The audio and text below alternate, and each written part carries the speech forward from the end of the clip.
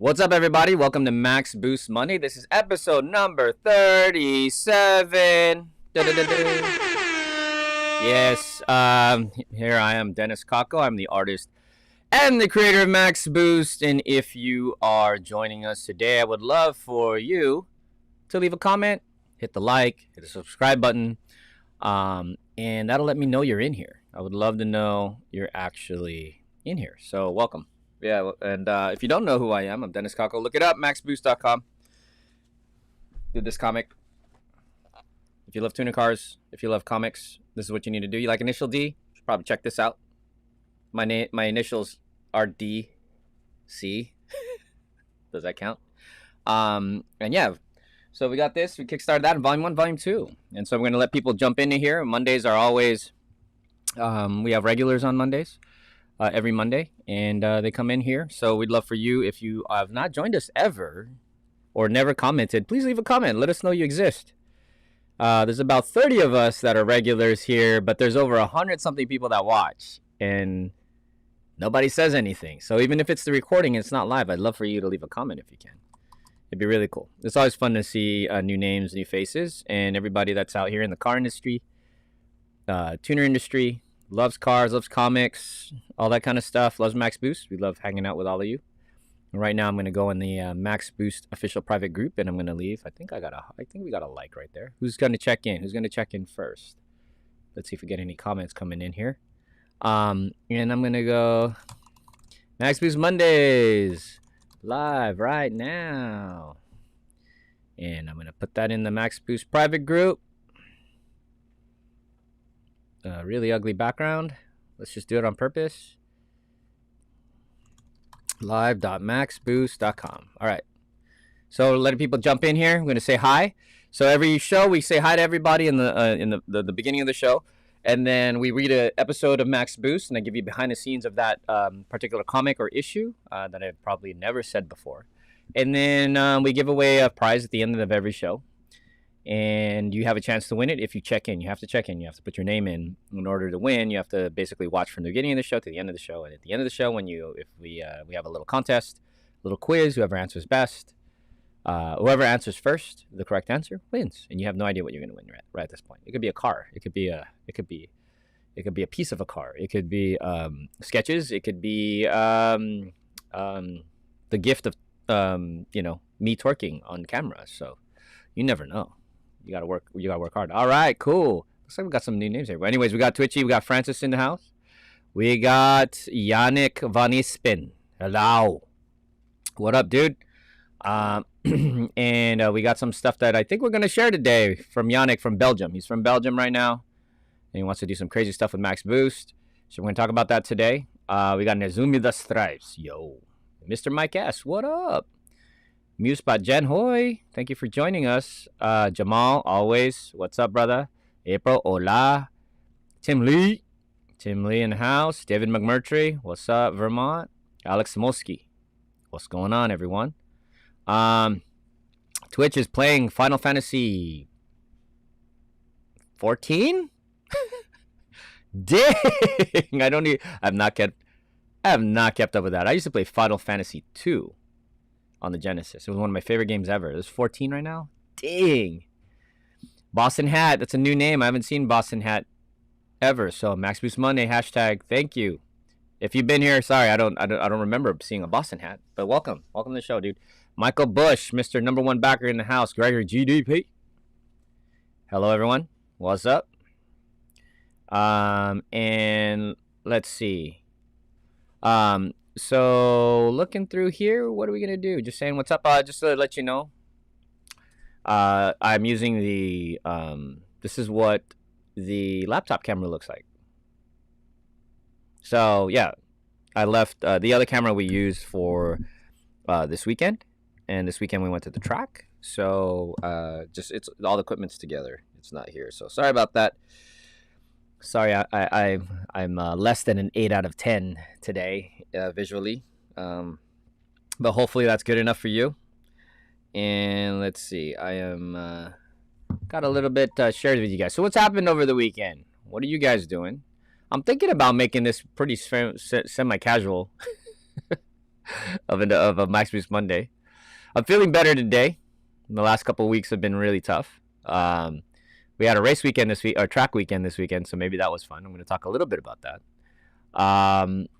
Let's see. And we got Freddie in the house. What's up? DJ After Dark. And then we got Big Heads Designs. We were with Vij and Angie. I was with them this weekend along with the family. Loved it. They came out to Chuckwalla Raceway. We got Egri in the house. Max Boost Monday sponsor. Thank you for being here, Randall. And let's see. Speaking of sponsors, we got Egri already here in the house. We've got Falcon Tires. We've got BRI Motorsports, of course. Thank you to the crew over there. TK and the gang getting the Max Boost Midori Civic ready for this weekend. It actually got done. I'm going to talk to you about that. Auto Fashion, what's up? Thank you guys. Auto Fashion. We've got Cartoon. We just visited there, and they are getting more stuff done in the car. I got a video today to show you guys. And then Elite Finish, Wes and those guys. Sparko. I actually got to use a Sparko seat in the Midori this weekend. That was great. And of course, Titan 7. And I'm going to upgrade these slides one day. I keep saying that. Oh my god. So let's see. So it looks like you guys are talking about PS5s and stuff. What up? Dwayne Avery's in the house. Thank you for coming, joining us. We got a video today, a new one, and we're playing Dwayne's song right now. Yeah, so I got a video for you guys. Actually, it's a different video than I think you guys were expecting. But I think we're gonna read Max Boost first. Unless you guys got something you guys want to talk about, give it a few minutes. We can talk about something else for a moment. We can. I'm trying to lower the volume on that. I wonder if it's working. But anyways, yeah, we can talk about some stuff. You guys have a subject you can throw out. Let's do a popcorn segment. Popcorn segment. I'm gonna call it the popcorn segment right now. Let's see. Want to talk about something related to Max Boost or cars or something? Throw it in a comment right now, and I will talk about it. Someone want to time me? Let's do about 10 minutes of popcorn. See what happens. Starting at 5:39. Chad Richardson's in the house. What's up? I was with him this weekend. Had a good old time. Max Boost Mafia, Underground Eye. What's up? What's up? Thank you for joining us. Yeah, we're gonna do a popcorn segment right now. Throw down a question that I have to answer. Not have to. Maybe I don't have. Maybe I have to answer it. And then we'll just talk. We'll just chat a little bit. I'm kind of feeling a little casual today. Don't want to get too crazy. I'm kind of trying to relax. I had it, like I said, man. My last 2 weeks, I've just been really stressed out a bit because of all the stuff that we're trying to do, trying to get to the end of the year. Got so many things going on, and it's getting there. It's getting there, and I'm feeling like there might be some light at the end of the tunnel soon. And I guess here's a question. Dwayne says, "Can you get a race day ticket for F1 for like the Austin race if fans allowed?" Can I get a race day ticket? What does that mean, Dwayne? We went to Formula One with Memo and Marat 3 years ago now, I think it was, at Austin. 100,000% highly recommended for anybody to come out there. You should join us. But whenever COVID's over and we figure out what happens next year, if travel is okay, my plan is to definitely go back to Austin. And it was amazing experience. That track is incredible. Track is on another level. And so one of the best tracks in the United States. And so yeah, so no spoilers for Formula One, but I think I just got a spoiler. Dang it, I did not watch the Formula One race this weekend because I was busy at the track. So I think I got a spoiler alert. I got a spoiler on this one, but we'll see. I'm gonna watch it tonight. I'm gonna try to watch it tonight. I don't know. It might take two. I might be home late. I didn't get to watch it, but we were at the racetrack, so that was a good excuse. Let's see what Dwayne probably said. Like you have to get the 4-day package or just the race day. Oh, Dwayne, when you go to the racetrack for Formula One, you can go just one day. You can go just for practice. You don't even have to watch the race. Obviously, the race day tickets are more expensive than, like, for example, Friday practice. And then when you get your tickets with a Formula One or this event, you have to pick your seats. Depending on where you sit, depends on the price. Some of the bleachers I think our tickets at the time when I bought them, we got one of the best, I believe, the best seats in the house. And no, it's not the front. It's not the front straight. If you ever go to events, the best seats in the house are not the front straight. By the way, it's turns where people can get past. You want to watch the passing live. I think the tickets were like $600 each, and so I got tickets. It was me, Memo, and Murat, and I believe that was right. But I think 600 covered 3 days. 3 days. Let's see. Dwayne said it was boring. What do you mean, man? What do you mean? We're about to give you a hard time. Yeah, so you should be able to get a 1 day. Yeah, you can get a 1 day. I'm pretty sure.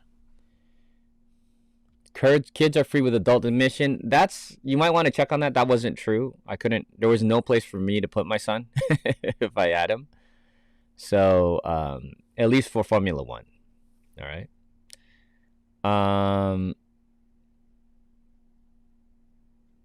See, Adam says the National Park of Speed, aka Road America, is the best in America. I don't know, man. I'm sure it's cool. Everybody does. I haven't been to that one. Oh, the race was boring. The F1 race. Got it. Well, I'm looking forward to being bored. I still don't want it. If you spoil it, it's even more boring. So, and if you tell me it's boring, then I know who won. See, I can deduce it already. All right, so let's see. We're gonna talk about. I think there was a question. Any updates on Mikey 2 and Mikey Squared, and how did the wheel situation work out? All right, well, we'll talk about that when I get to the racing segment or the track driving segment of this weekend. I think I could get some videos and some photos put together, for you guys. But okay, it doesn't look like you guys got any questions. I'm very, very curious why you guys have no questions, not even smartass ones. I'm impressed. I am impressed that Francis did not ask the crazy questions. I am impressed that there's like no questions for me. Okay, so then we'll just go into I guess that segment sucks. Road America is amazing.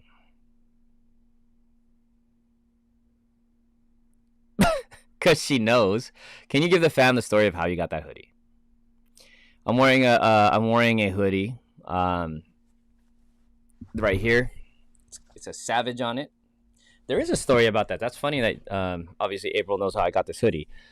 So this hoodie was this is not really Max Boost related, but I'll answer the question.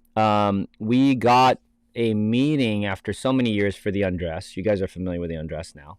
And if you don't know what that is, it's one of the products I invented. It's called the Undress. It's a dress that's also a mobile changing room. It's for women to help them change outdoors or anywhere without ever needing privacy. And so one of the big things we were trying to do is we're trying to get into the home shopping network, or those kind, what is it, HSN and QVC, and took a long time, but we finally got a meeting with HSN QVC out. Oh, was it HSN? QVC? I forget. Finally got one through a rep out in Pennsylvania. And so we flew out, me and April flew out to Pennsylvania, and we met at their facility, and we had a meeting there. While we were in Pennsylvania, one of the guys that worked at the hotel we were staying at, he was talking about something like, I want to start he heard why we were there, and then he asked me questions about how do I start my own clothing brand, or how do I grow it. And I asked him, what are you doing? And he says, well, I got this brand. It's hard to make money, and you've got, I think, also a band attached to it at some level. And so he's like, yeah, man, what can I do? And I kind of gave him a kind of a consultation. I talked to him for a while and told him what to do, what not to do. Don't get a screen print. Don't buy a screen printer. Don't do this work yourself. Try to minimize all that stuff. But anyway, I talked to him for a while. And then I went to go, what he didn't know is I was going to go check out his website, and actually bought a bunch of stuff off of him. So that's how I got this sweater. And I still have it today. And that was like years ago. Is this at least 4 years old at this point, I think? 4? Gosh, man, time flies by, dude. But anyways, yeah. So long story. Oh, and the other part of the QVC deal, they did not want it. They did not think that the undress would work on their show, which I totally disagree. I think they put it on the show, they're gonna sell $1 million worth of dresses. That Blue XP, what's up, man? You missed everything, dude. Twitch is like, I don't even know what happened in the last 5 minutes. April corrected me, QVC. Didn't miss much yet, pretty much on time. Is that an insult, Alex? I don't know. I can't tell. Let's see. It's dinner time? What should I go? So Reed, what are you gonna get this time? What should you go get? He's got to eat something healthy.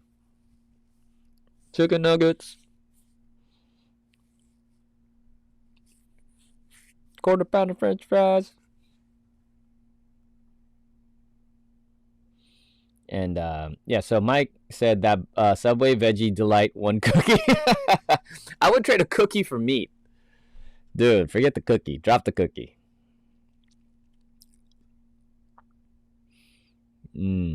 Okay, Yannick's already asking the question we'll talk about later. Do we have a licensed fast driver with a few dollars in his pocket in this family?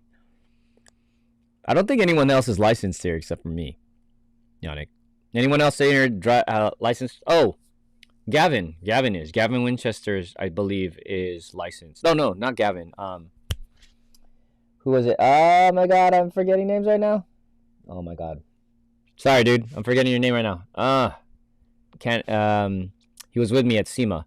He's the one who found the yellow marker for Honda Pro Jason, so I could do that sketch.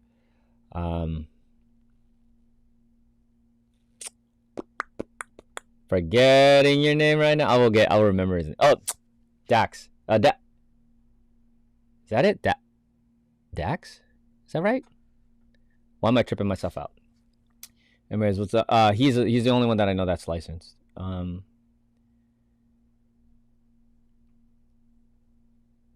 Let's see. And there's a coincidence. Twitchy says that he's got his owner was a privateer racer in Super GT back in the day for his business, and then and he's also actually Belgian, which is hilarious. And my wife is here. Yay! Hello. It's a chill episode today, like we were all around. Oh, okay, gotcha. Yeah, so we're hanging out, family dinner. Man, maybe should I be eating while we're all hanging out? How do I wish I could invite you guys. This is a lot harder to invite people to this show. I don't know exactly how to add people. I just like randomly add you guys. All right, so okay, so what was I trying to do? Oh, so that was a question. I just answered the question from April. I don't think there's any other questions other than this guy who was asking what should he eat for dinner. Don't know if he even meant that, but that was hilarious. All right, let's see. Let me look into the next Max Boost issue. Let's see what we got here. Yeah, we had a crazy weekend, so we were at the track. Just so that you guys know, as I look this up, we were at the track, and I went to 2 tracks. Chuckwalla and Buttonwillow this weekend. Probably never doing that again.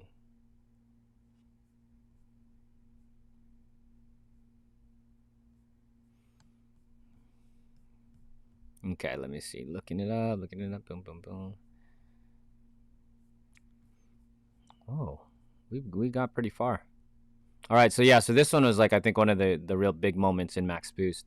Let me sharing here. And let's take a look.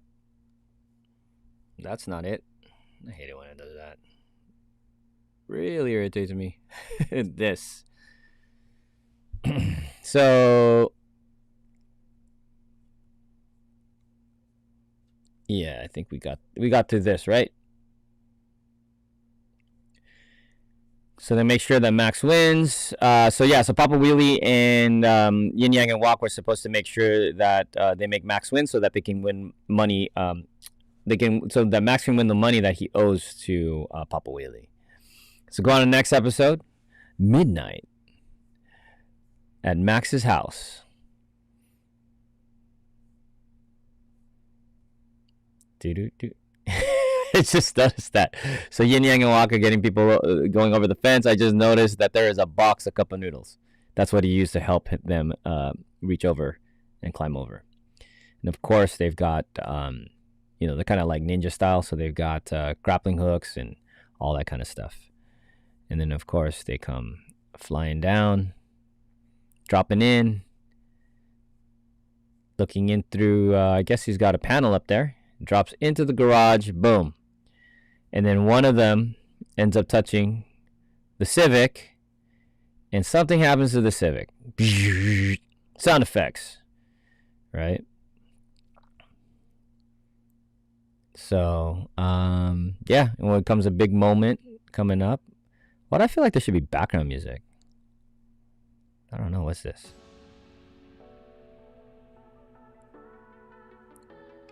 Should I read these with background music like this? Is that cool? Alright, so yeah, so they're looking at, I'm gonna try, I'll throw some background music in the background. If it's too loud, let me know. And then yeah, so he touches the thing and magic happens. And we see. So the next morning, Otto, this seems like a great day to race. As long as we don't lose. Don't you think our hatchback is fast enough to give Todd and his V8 a run for his money? Yeah, but Max, you gotta admit, we've been winning the last few races because we've been lucky. Now that we're going to the racetrack, I'm not so sure luck will be on our side. Oh, that's pretty cool. Let's see. And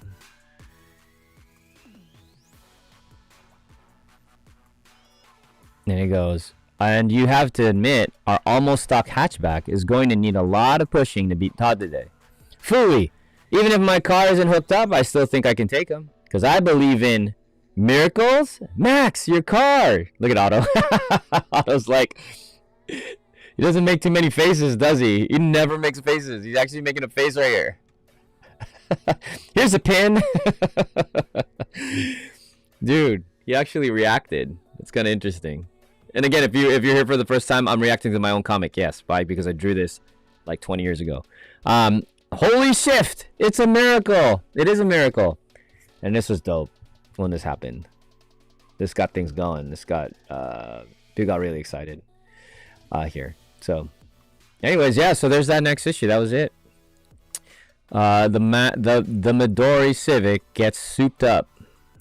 And anything that I want to see in the back of here? I think this issue was drawn by Eddie, and it was done well. I think. Car's a little boxy here. I would have drawn it different, but you know, I think he did a great job. And the cool thing is he's wearing a shift gear shirt. Max is wearing a shift gear shirt, which I think is cool. Let's see, anything else that I noticed other than those cup of noodles, which I thought was fun. Yeah, the big one is like obviously the Civic.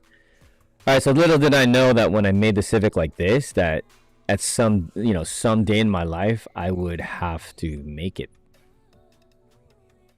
actually replicate the Civic in real life. So that was not something that I ever thought I would be doing. And now that I know that I have to make it, I'm like, and obviously we're making it with you guys. You guys are all part of this. We're making this a reality. I actually drove the Midori Civic this weekend. How crazy is that, actually, if you think about it? How crazy is that?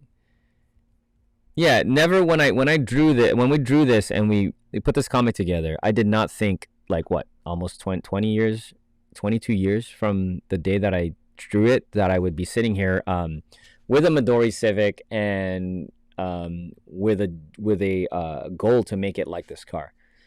That's some nuts stuff, man. That's really cool. I appreciate you guys for that, and that's why we hang out. But yeah, so we're gonna do that, and hopefully Auto Fashion potentially has that Bomex Buddy Club kit. Sorry. And the one thing that I don't, the couple of things that I would have changed is, and I wouldn't know at the time, I would have not done those wheels, which are Volk C, what are they called? C somethings? Volk C2. I forgot what they were called. But the Volks, I wouldn't have done shiny chrome or silver. And that wing, I wouldn't have done that wing. Yeah. And I don't know, when we do make this car officially official, if it's going to have that a wing like that. I'm probably gonna do. I'm gonna make a little bit of changes. Like you can also tell, like there's some times where the Civic, I believe had a carbon fiber hood. This time it doesn't right here. And it also has a red roll bar in it and red seats, which when I look at the Midori Civic now with the red seats in it and red roll bar, I don't know. I think it's cool for photos. It's a little bright nowadays, but back then, man, people were making their whole entire engine bays red, so maybe it wasn't a big deal. But Fred says Vogue GTC wheels. I don't think those are. It's called something else, man. Called something else. I got this. I got this on camera, dude. Chad got a ride in the Max Pacific. I drove it, and it was like being savaged by a Chihuahua, is what he said. And we had a Chihuahua at the track, and it was savage. VJ and Angie have a Chihuahua, and it was trying to eat a freaking Rottweiler. So, anyways, we'll talk about that later. Oh, I thought that right there. I thought for Reed was like, I have a sandwich. So far, your food has been the subject of this show the last 2 times.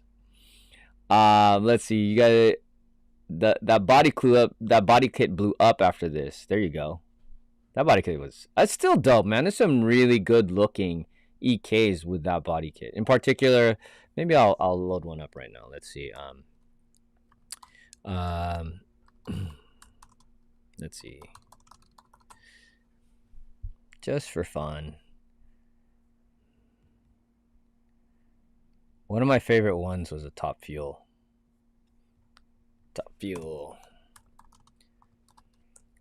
Oops. Won't they have one? They had one somewhere. There's some really good photos. Okay, Top Fuel EK9. Take the Buddy Club out. Where'd it go? Man. Alright.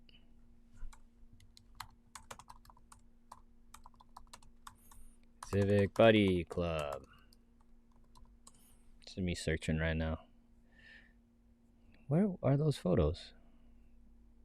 It's so weird when you can't find something like instantly. I guess we're so used to it now. But it's a great kit. I like it.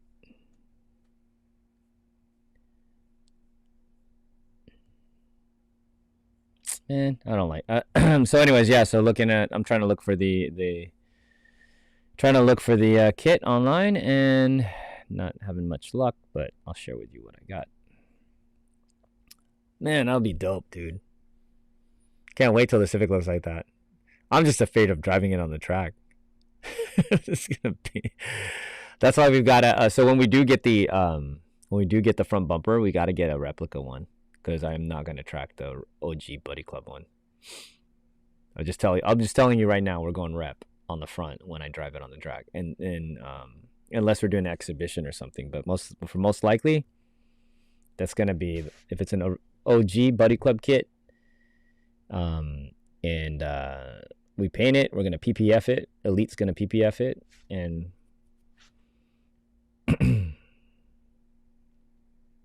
yeah, it's going to be, I'm going to try to protect it as much as possible. Let's see.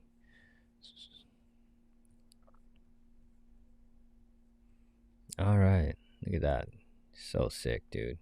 What's this? Race cars. There you go, Yannick. That's what your garage needs to look like. Buddy Club's not running their Buddy Club front. Oh, there you are. No, that's a spoon. Oh, Buddy Club uses it. That's nice. Look at that little fitty. Or not fit. Civi. Interesting. It's gonna be dope. Looking forward to it. All right. So looking forward to getting the car looking like this. Fatty intercooler and everything. It's gonna be quite the project. Let's see. That's gonna be so cool, man. Yeah, so we had a lot of fun this weekend at the racetrack. That was crazy. All right, what I'm gonna share with you guys right now. Well, I got a video actually to share with you guys on something. This is actually non in chronological order. It's a video of what just happened over at Cartoon. So chronological order is we went to the racetrack. We left on Friday, Saturday, Sunday. We came out. Chad invited us to the racetrack for a Chuckwalla private event. And so we went out there on Saturday. And then Sunday, my brother was invited out to take Auto Fashion's place to the Club Racer event, which is formerly known as VTEC Club. And with those guys over at Buttonwillow. So ended up traveling to Chuckwalla and then had to get to Buttonwillow one day after the other. I didn't realize that was a bad idea. The amount of driving it would take to do that was kind of wicked. I'm from San Diego, so we're right next to the border. So anytime you go north for any reason, you think you're closer to anything else north. So you have to go north to go to Chuckwalla, and then all I had to do is go north to go to Buttonwillow. But what happened was going to Chuckwalla's east, northeast, and then cutting back across to go to Buttonwillow from Chuckwalla actually takes more time than coming straight from my house to Buttonwillow, even though I'm more north already. I did not think about that. I did not figure that out. So I'm never doing that again, I don't think. This is a really good reason. But just to let you know, so from here to Chuckwalla, it takes a 3-hour no traffic drive. From Chuckwalla to Buttonwillow takes 4.5 hours, 4 hours, 20 minutes, no traffic drive. And so we did that. So that's 7.5 hours of driving one direction just for this weekend. So we did a lot. And my brother was more of a truck driver. I'll talk to you guys about that when I get into that video. But right now, I want to show you guys something. I think this is cool. I mentioned it. Let me look through the comments if you guys have anything you guys are trying to say. It looks like you guys are Thriller Pino on IG. Oh, so Mike says there's an exact replica of the Max Boost Civic on Instagram right now. Let's go check it out. Let me load that up. That'd be pretty cool. Let's see, Instagram. Thriller Pino. Really? Dude's definitely Asian. Definitely Filipino. Thriller Pino. His name's Winfred. Oh, look at you. Oh, look at this. That's tight. All right, let me load it up real quick for you guys. Let me find a good photo. We'll start with that one. All right, check this, guys. I like it. Maybe I do like it. Let me see. Check that out, dude. That's kind of crazy. That wing is nuts. That is it, though. Something like that. That is a nutty wing. Filipino. Not a show car, but shows how nice originality can turn out. We'll be cleaning up engine bay and boosting it when my bank account is ready and able. Even still after, I will never consider it a show car. Simply just a clean retro build I've always wanted. Okay.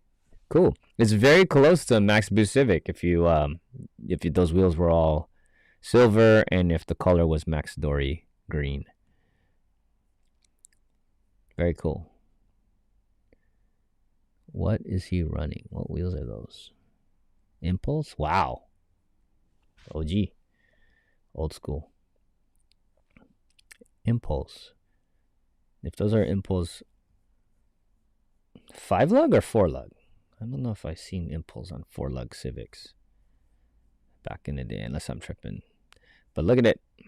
It's pretty cool, huh? That's inspirational.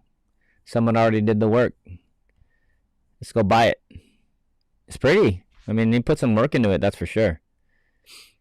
So yeah, so a lot of times people ask me, is Max Boost, is the actual car supposed to be Midori? And I'm kind of in between both of those questions, and I think in the fan club we'll finalize that question between all of you guys. What do you guys want to do? Because the Midori color is a little, like, I've got some ideas, and we'll talk about it there, but I think that the Midori color is a bit feminine, but I also don't want it green like this. Do you know what I'm saying? So I've got an idea in my head of how I think that can make, like, the Max Boost Midori, which I'd call Max Dory, which is like, if you look at it right away, you would think it's a Midori green Civic. If you stare at it long enough and you put it next to a Midori green Civic, you realize it's a better color than the regular stock Midori. Like, it's almost like take Midori, but turn it up a few notches. That's kind of what I'm thinking we should do. But yeah, clean. Can you imagine this thing hauling ass around the track? That's some work. Yeah, it's pretty for sure. Yeah, Moose Spot, Jen says that green is also pretty. Yes, it is. Is that a Fields wing? I think you're right, Mike. I think it is. Look at the front, LOL. Okay, let's look at the front, LOL. Let's look at the front. What is up with the front? What is LOL on the front?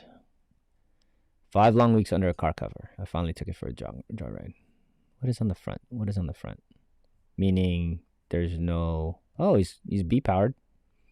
Clean. Jeez. Well, black engine bay. But, clean. His comment is, I seriously thought about deleting air conditioning and power steering, but I gotta remind myself I'm old. I'm an old mofo and that I need those luxuries. Yeah, I mean, when it was hot, the Midori was warm to drive, so there was no air conditioning in it versus like the EK, the white EK. Well, I think before and after.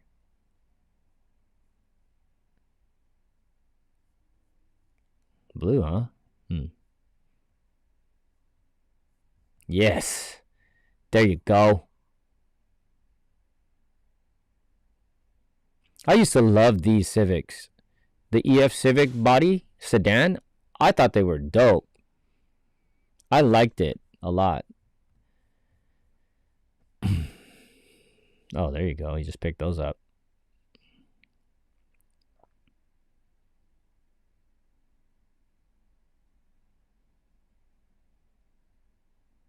Dang, so clout builders. What was on the front? What's on the front, Mike?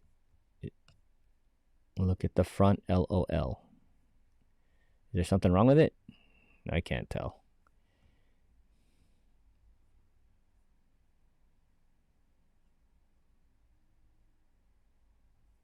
Alex says a Max Boost custom color would be sweet. All right, answer for sandwich is coming. Bacon and chicken ranch sandwiches with lettuce. Good job, buddy. Still love the old Preludes with flip-up headlights, right? His EF is looking 8 out of 10. For sure. 8 out of 10 for sure. That's a project, man.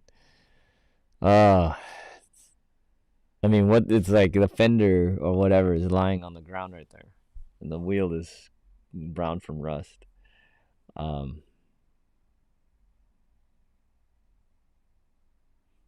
What do you think of that green, Dennis? You mean this? You mean the one on the Midori? I mean on the Civic? Yeah, it's too dark. I want the Midori. What I love about Midori is it's strikingly bright. Like when you see it on the street, you know it's a Midori Civic. Like you can't miss it ever. And I like that about that. So what I'm trying to do is like I'm thinking there's a Midori that a little bit more aggressive.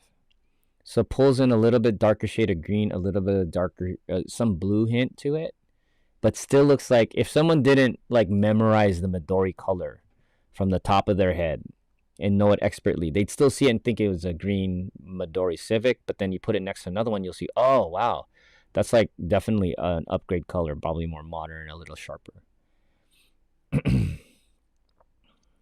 Yeah, so this is cool. I like that you guys are just chatting it up in the chats, so you guys just hang out together. That's part of why we hang out, right? So you guys can hang out with each other one day in real life. Who knows?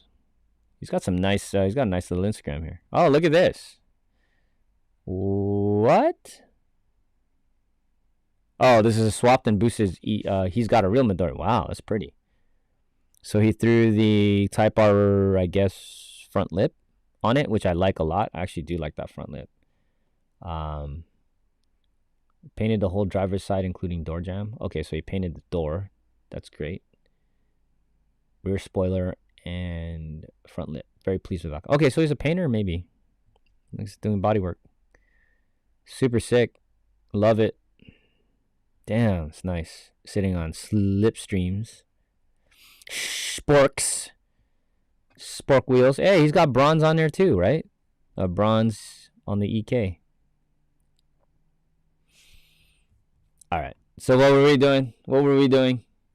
Okay, so I was gonna show you guys what's going on. I forgot. I was telling you. I just saw that comment. So I went to it, but just gonna give you guys a little bit. Like, so this weekend went to racetrack, and then out of chronological order, we went to Cartoon today for 2 things, and you'll see it. So there's like a little bit of update on the Midori, and this is after the racetrack this weekend, so don't get twisted.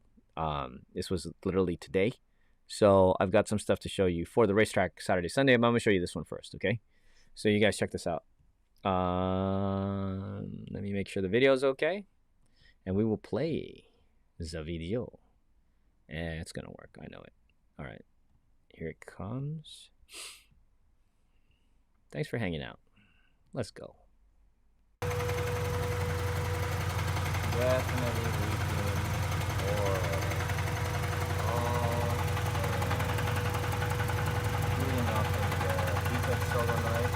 this is the Midori. Listen to the sound.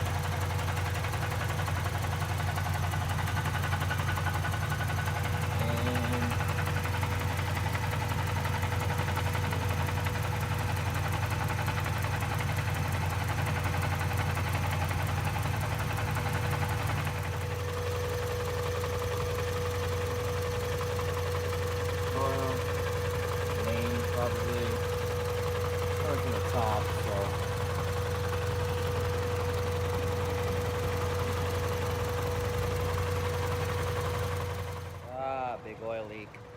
Great. All right, let's find out. So it also has a little clacking sound that disappears when you engage the clutch. So I'm thinking it's an input shaft bearing. Maybe it's not. Who knows? I'm gonna figure this out. But other than that, I love this thing. This thing is awesome, man. I'm looking forward to bringing it back to the track. All right, back with the trusty guys over at Cartoon. We're gonna check out the Midori right now. Post racetrack, we've got some noises and some oil leaks. So we'll deal with that right now.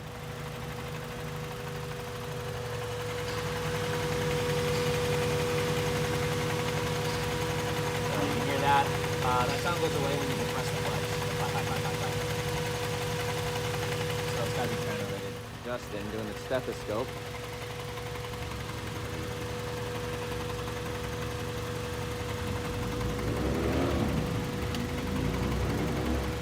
Go ahead and push the clutch in. All right.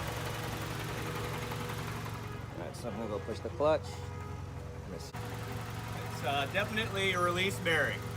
Release bearing. And then you have your transmission bolt that's about to fall out right here. That's the one that was loose from a long time ago. I think it's stripped. Oh, that bolt is stripped? Yeah.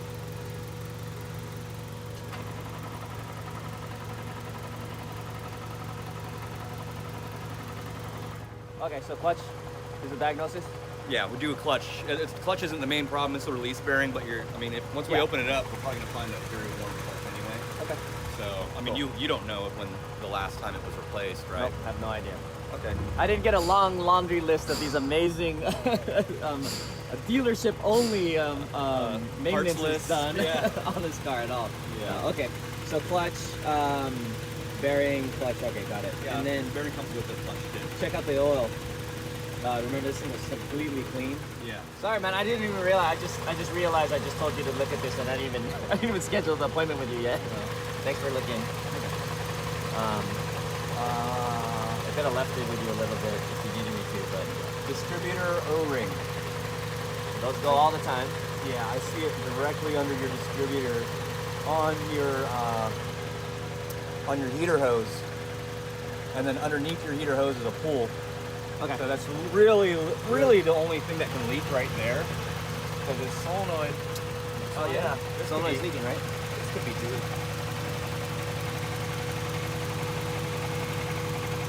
Yeah, for sure. What's that, dude? The spool valve filter gasket is leaking oil. So, spool valve filter gasket to the side of the head and a $2 distributor O-ring. Yeah. Okay. Cool. And what do you know? Here at Cartoon, the Civic shows up. It's over there. Nice. This I got a Civic from Texas. It's an SI. It's through my brother, and it just arrived. All right. Here's the next thing. Here's the. You have to push it. So he's on hold right now. All right, look. I can help. Yeah, he's heading over there right now. We can talk. Yeah. Let's go find out. Oh shit! I just saw you. What's up, Jeff?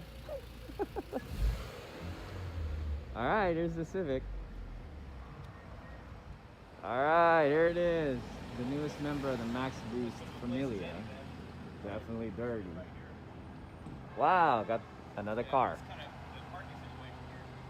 Fender needs to be painted. Obviously, the lip is busted. We already knew that. Headlights need to be polished. Overall, first thought is it looks okay. Just gotta wash it. Can't see inside. This parking lot goes all the way around this building to this other driveway. Was there any room over here on this? Tires are bad. Definitely need tires. Lug nuts. Brake pads. Wow, look at the brakes. Haven't been moved in a long time. Let's see how this goes. How awesome. All right. Okay. There's no wing. Yeah, I can look in this parking lot and see if there's anything going on. Oh, it's got a rear lip on it. Didn't even know that. Alright, here she is. Looking forward to it. It looks like it's fender. There's a fender gap here for whatever reason, so I'm not sure if anything ever happened to the car. Got some paint peeling off both fenders, so I'm assuming they got painted by the same people. Definitely gonna take this front lip off. This is done. Just keep it stock, but it does have a body, not a body kit, but it does have the rear lip on the back. Looks like it was painted with it on also, so oh, got a little bit of crack there. The spoiler's missing. Just got to get one of those. Not too bad. Take off the tint. I don't rock tint. But yeah, this is probably the worst thing is this. So to me, this looks like it's non-OEM, so I think the fenders were replaced. He probably, I'm guessing, since he was a stance guy, he probably ruined his front fenders before and then replaced them and painted new ones. That's my guess. Other than that, pretty clean now. So those fenders, you can see the rust. That's gotta get cleaned eventually. Nice. Okay, well, it's clean on the inside at least. Nice. All right. Ugh. Someone's taller than me. There we go. Sweet. I'm driving the SI. It's actually clean inside. This is great. It's got pretty low mileage, so it does look good.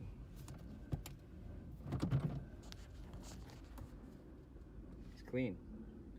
Look at that. Really awesome. Yay! So yeah, they're pushing me around right now. Coming around. It's a cartoon. There it is. Sweet. Okay. All right, it's here. Cannot wait to get this thing running. We've got a motor that's coming from the guys at SoCal Part Out. So we got a Z3 motor that we're going to be dropping in here, which is the stock replacement. We'll get this thing going. We're going to take a look and do a diagnosis on the car on everything else other than the motor, like check the bushings, check obviously the suspension, is gonna need to be replaced. Apparently these are BCs, but they're the coil. I think the coil threads got shredded, and you cannot raise or lower the car, so it's stuck this way. And yes, the original owner was, I think, a stance guy, so this thing was stanced out hard. Like I said, the fenders, I think, are replacements for some reason. I'm not sure if the hood is either, but they got a little bit of peeling paint. Other than that, car's great, in particular for the price we got it for. So thank you to Ben. He's my brother's buddy, so that's how we got hooked up. We got hooked up pretty fast. And we'll get a operating SI that has an almost new interior for quite a little bit of money. Bit of work, a lot of money, but look at this interior. It is clean, super clean. It's almost new-ish, like really. I think the chassis is 60,000 miles. So it just needs a little bit of detail, and we should be good. Really happy with it. This is something that I think is going to be reliable. Crossing my fingers.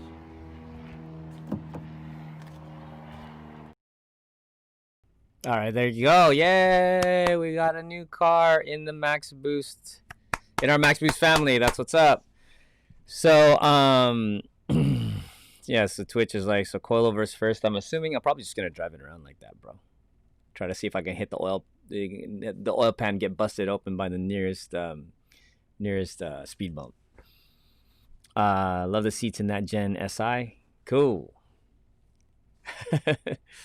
Yeah, whatever it's sitting on, it can't be in. Yeah, no. So what a fun kind of day. That was so kind of unplanned. So the Civic, the Midori Civic, you guys saw. Obviously, I was like, when we were coming back from the racetrack, I got off on one of the, I think the last session, started hearing that sound, and I was like, uh-oh. I'll pop open the hood. Everyone comes around, and they're like, rod knock. And I'm like, it sounds like rod knock for sure.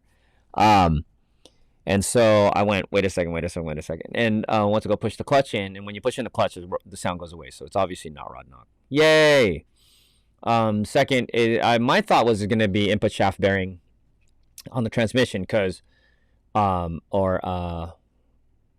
you depress the clutch, it goes away. When you release the clutch, it comes back. So I just thought it was probably in there. And just wanted to check it. And then this morning when I looked under the hood, for some reason we didn't see it earlier, there's just a ton of oil. So it might have gotten oil on the way back home, driving it back home. My brother drove it home. And so that oil, I was like, oh no, now what? And, right now it looks like it's coming out of the distributor and also out of the VTEC solenoid, which is normal. That's like common, and it's something, like we should have changed anyway. It's like really cheap parts. We just had to do it. We just didn't do it. And so that oil that was changed. And then last week at BRI, they did prep the car to go on the track. We changed an axle on the Midori. We changed the oil pan gasket. The oil pan gasket was done completely. Oil was everywhere. So the oil pan gasket was done. And we put in a new radiator. Thank you, Mike Servant and your buddy, for donating a radiator. But I ended up having to get a new one because just fitment and stuff. But they donated a radiator, actually. So thanks, Mike. And I actually still have that radiator. So, but thank you. Yeah, at that last Buttonwillow we were at, they donated that. And so, yeah, so the Midori, other than that, the motor was really healthy. It didn't overheat this weekend. It ran strong. It has VTEC again, so BRI fixed that. BRI put TK over at BRI fixed that problem with the O2 sensor and everything. So it's got VTEC again. It does work, and it revs happily. It's fine. It was really fun to drive. So, but bringing it to Cartoon this morning so they could check it out.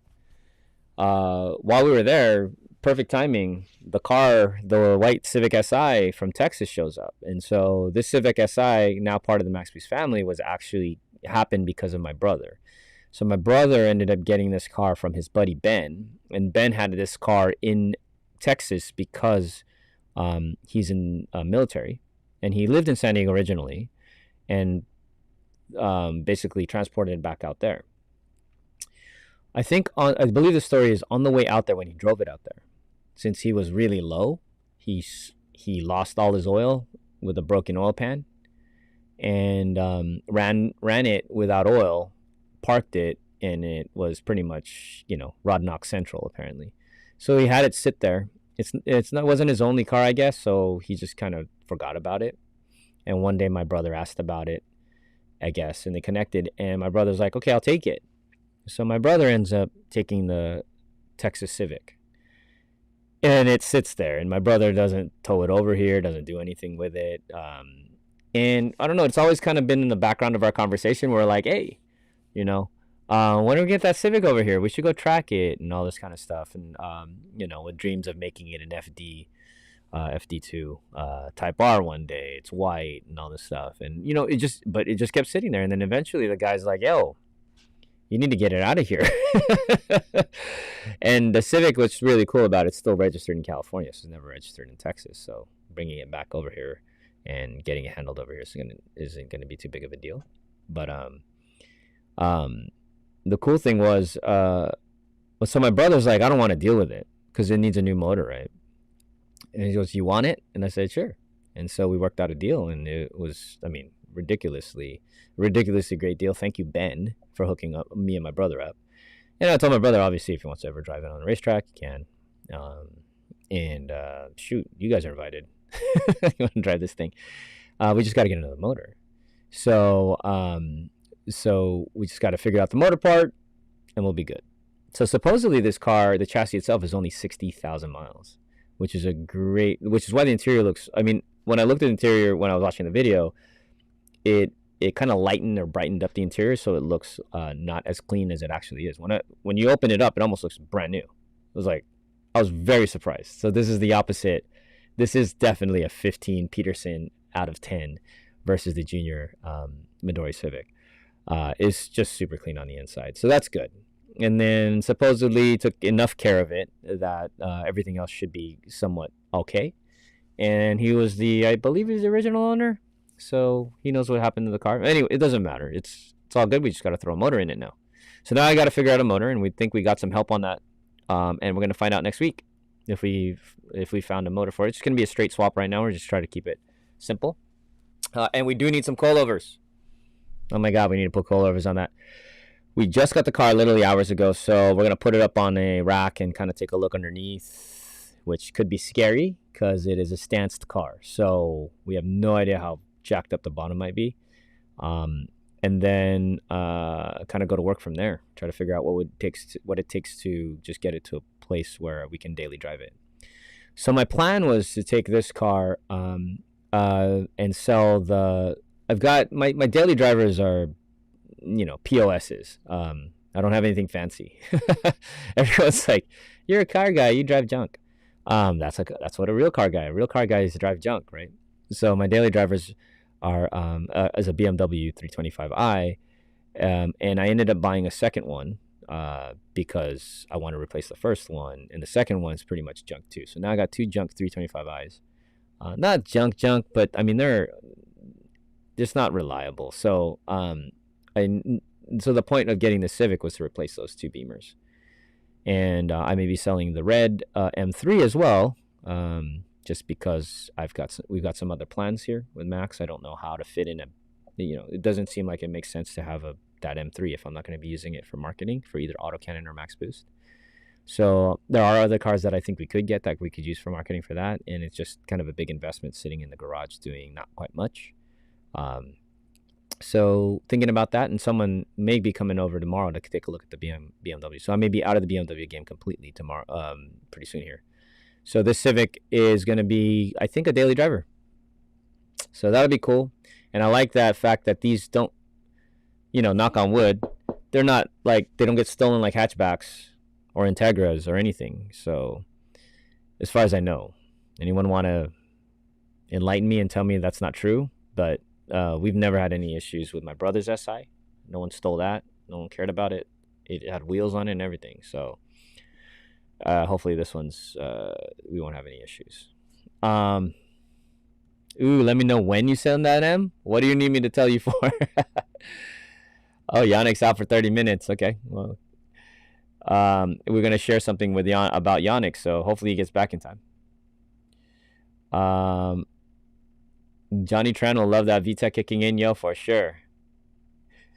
Gonna name that first car Maria? What do you mean by that? That I'm missing something? I can't think that hard right now. I saw that video of him flying over the rumble strip. Yeah, okay, I'm missing something. Let's see. Yeah, Mike thinks it's gonna be a good fun build. And let's see. What else? You love the Civic Si? Yeah, the seats are nice. Yeah, they're better than the freaking Midori. Midori Civic. Jamal Conless is gonna be your first.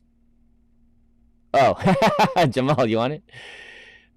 You want one of these? Gonna name the first car Maria. Let me see. What's up, Loon Lee? What you miss? Alex says not much. Let's see. Oh, Mike might have a buyer, but it sounds like you have a guy. No, nothing's solid. Nothing's solid until it happens. So, anyways, let's see. So,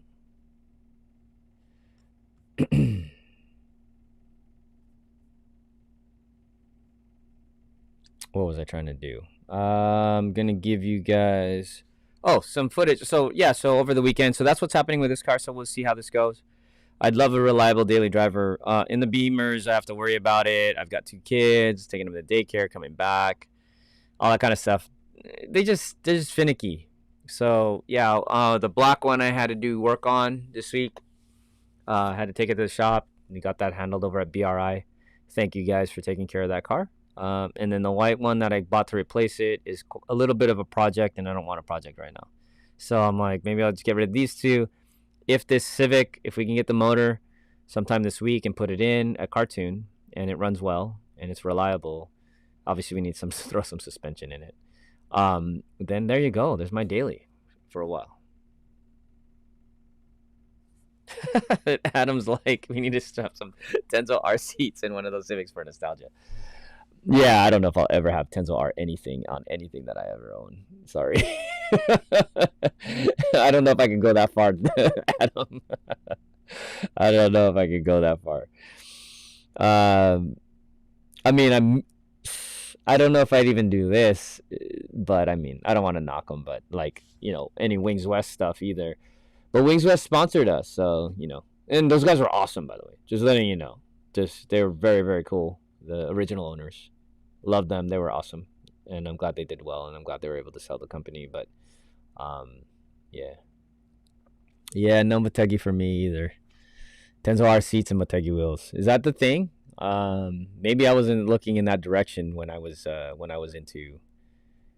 into all of this. I mean, I remember Tenzo R. I remember all that. I just never got into it. Motegi, definitely, obviously knew them. Never had any wheels. I know they were affordable. We were doing affordable wheels for 90 Civics.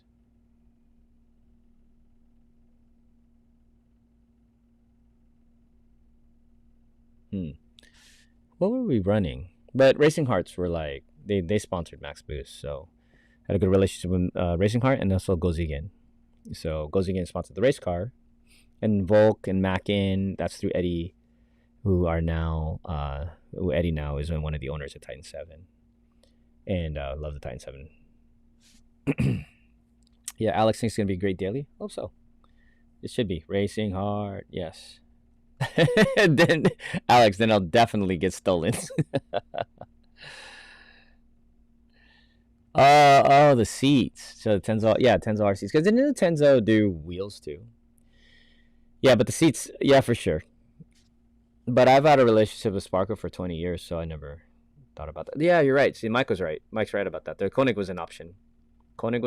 Axis was definitely an option. James, they blew that company up. Sold that. All right, so what else do I got for you guys? I don't know. We're just kicking it. It's weird when I'm in this, like, I think part of it is because I'm a webcam right now. So the webcam makes me feel informal. Like, this is just us talking on, like, what do you call it? FaceTime or something. It's kind of weird. I've never done lights. Never ever done lights, man. The only lights I would ever do under the car or on the car are when you go full race and you do like a 24-hour race that's at night. It's awesome though. I think it's cool to throw street glow type lights on cars when there's race cars at night. I think that's awesome. Oh, not like I said. I never really throw lights on my car ever. I'm not knocking you if you do. Knock yourself out. Always at the end of the day, make yourself happy. But doesn't mean I won't make fun of you. Right? We're allowed to, right? Oh my God. What is going on here? Rhoda, of course. We gotta get what now? Twitchy and the OnlyFans. We gotta get premium content, my guy. Gotta make that paper for them coilovers. I know, dude. I gotta figure it out. We have relationships. This is one of those things where you go, we have relationships with different companies and parts, and sometimes I'm like, if this car is not really like a full-on max boost project, can I ask them for some stuff or not? And I want Falcon tires on it. I want, actually that's not true. I mean, I'm usually just shy to ask. I don't want to burden my sponsors with stuff, but it's like but if I had it my way, all of our cars would have all sponsor stuff on all the cars. Just continuously to support. Show them the spin. Okay, well, we could talk about that. I haven't watched that video myself, so I don't know if I want to show it. I didn't get to see it yet, Chad. What was my train of thought? So anyways, this weekend was cool. I was going to show you a couple of just a couple of shots. I don't have videos for everything on the weekend or anything like that ready. We came home really late. This feels like a late night podcast talk show, kind of just hanging out kind of thing. This is what it feels like. It feels more like podcasting to me today. It's not like it's that much different than what I do, but for some reason it feels like it. Let me show you guys a little bit of one of the photos from Sunday's Buttonwillow. And I think, I don't know. It was pretty cool, man. We had a good time. So Saturday, just a reminder. So Saturday we were at Chuckwalla with Chad, BJ, Allan, and me. And we brought the Midori Civic. We brought the EK9 Civic. And BJ brought his Abarth. Yeah, Abarth. Oh my God, that was hilarious. And then Chad brought his Mustang, which is, so it was really cool. And we had a great time. There's a lot of track time that day. The sad part was Michael Bush was supposed to show up. And because of the COVID, level rising that day, this week, he wasn't able to really come out. Hotels weren't accepting people from out of town that weren't here for whatever reasons or something like that. So Mike, missed you, man. I tried to get you hooked up with the track day, tried to give you some cars to drive. I'm sorry that it didn't work out perfectly. So yeah, sorry. We'll just have to figure it out next time, dude. We definitely will. And yeah, that was a bummer. It would have been cool to kick it with Mike. It was a long weekend too. What's up, Calvin? And then, so the question was Mike. So Mike asked me, what wheels did we use for the Midori this weekend? Okay, so the Midori has those Teaser 37s on there, but those Teaser 37s are the street tires. And so what we did was we actually used, we swapped. The Midori originally had 660s, the new Falcon tire, which are awesome. Awesome. So the Falcon 660s are awesome. They're great tire. Big step up from the 615s. But we put the Midori on the 615s this weekend. And we put them. So what I ended up doing was really simple. Remember how we got the GSR blades from Junior on the Midori Civic, and one of them was cracked. So all I did was buy one more GSR blade. Done. So that's what I did this weekend instead of forcing myself to try to find a really cool wheel set, spend $600 or $1,000 or whatever, which, it's not money I want to spend right now. Yeah, just bought a junkyard 5-spoke GSR blade, and there we go. We had a wheel set. I don't know why I didn't think about that in the first place. Justin from Cartoon told me, he's like, why don't you just buy one wheel? I'm like, oh yeah. so we use the stock GSR blades, and we put them in what do you call it? We put them on the car, but we use the 615s on that car, and we put the 660s on the EK9. So the goal this weekend was to take the white EK9 and take it to the racetrack at Buttonwillow and try to compete with it. If there was a competition, a time attack, we were gonna try. It didn't all work out in the usual Max Boost way. I'll show you guys. I gotta show you a picture because I feel like I'm talking a lot about cars that you guys have not seen. So I'm gonna show you a picture actually from Buttonwillow this weekend. It's a pretty cool photo. And like I said, I hate it when that happens. Stupid. I don't know why it does that. There you go. Check that out. So this is my brother.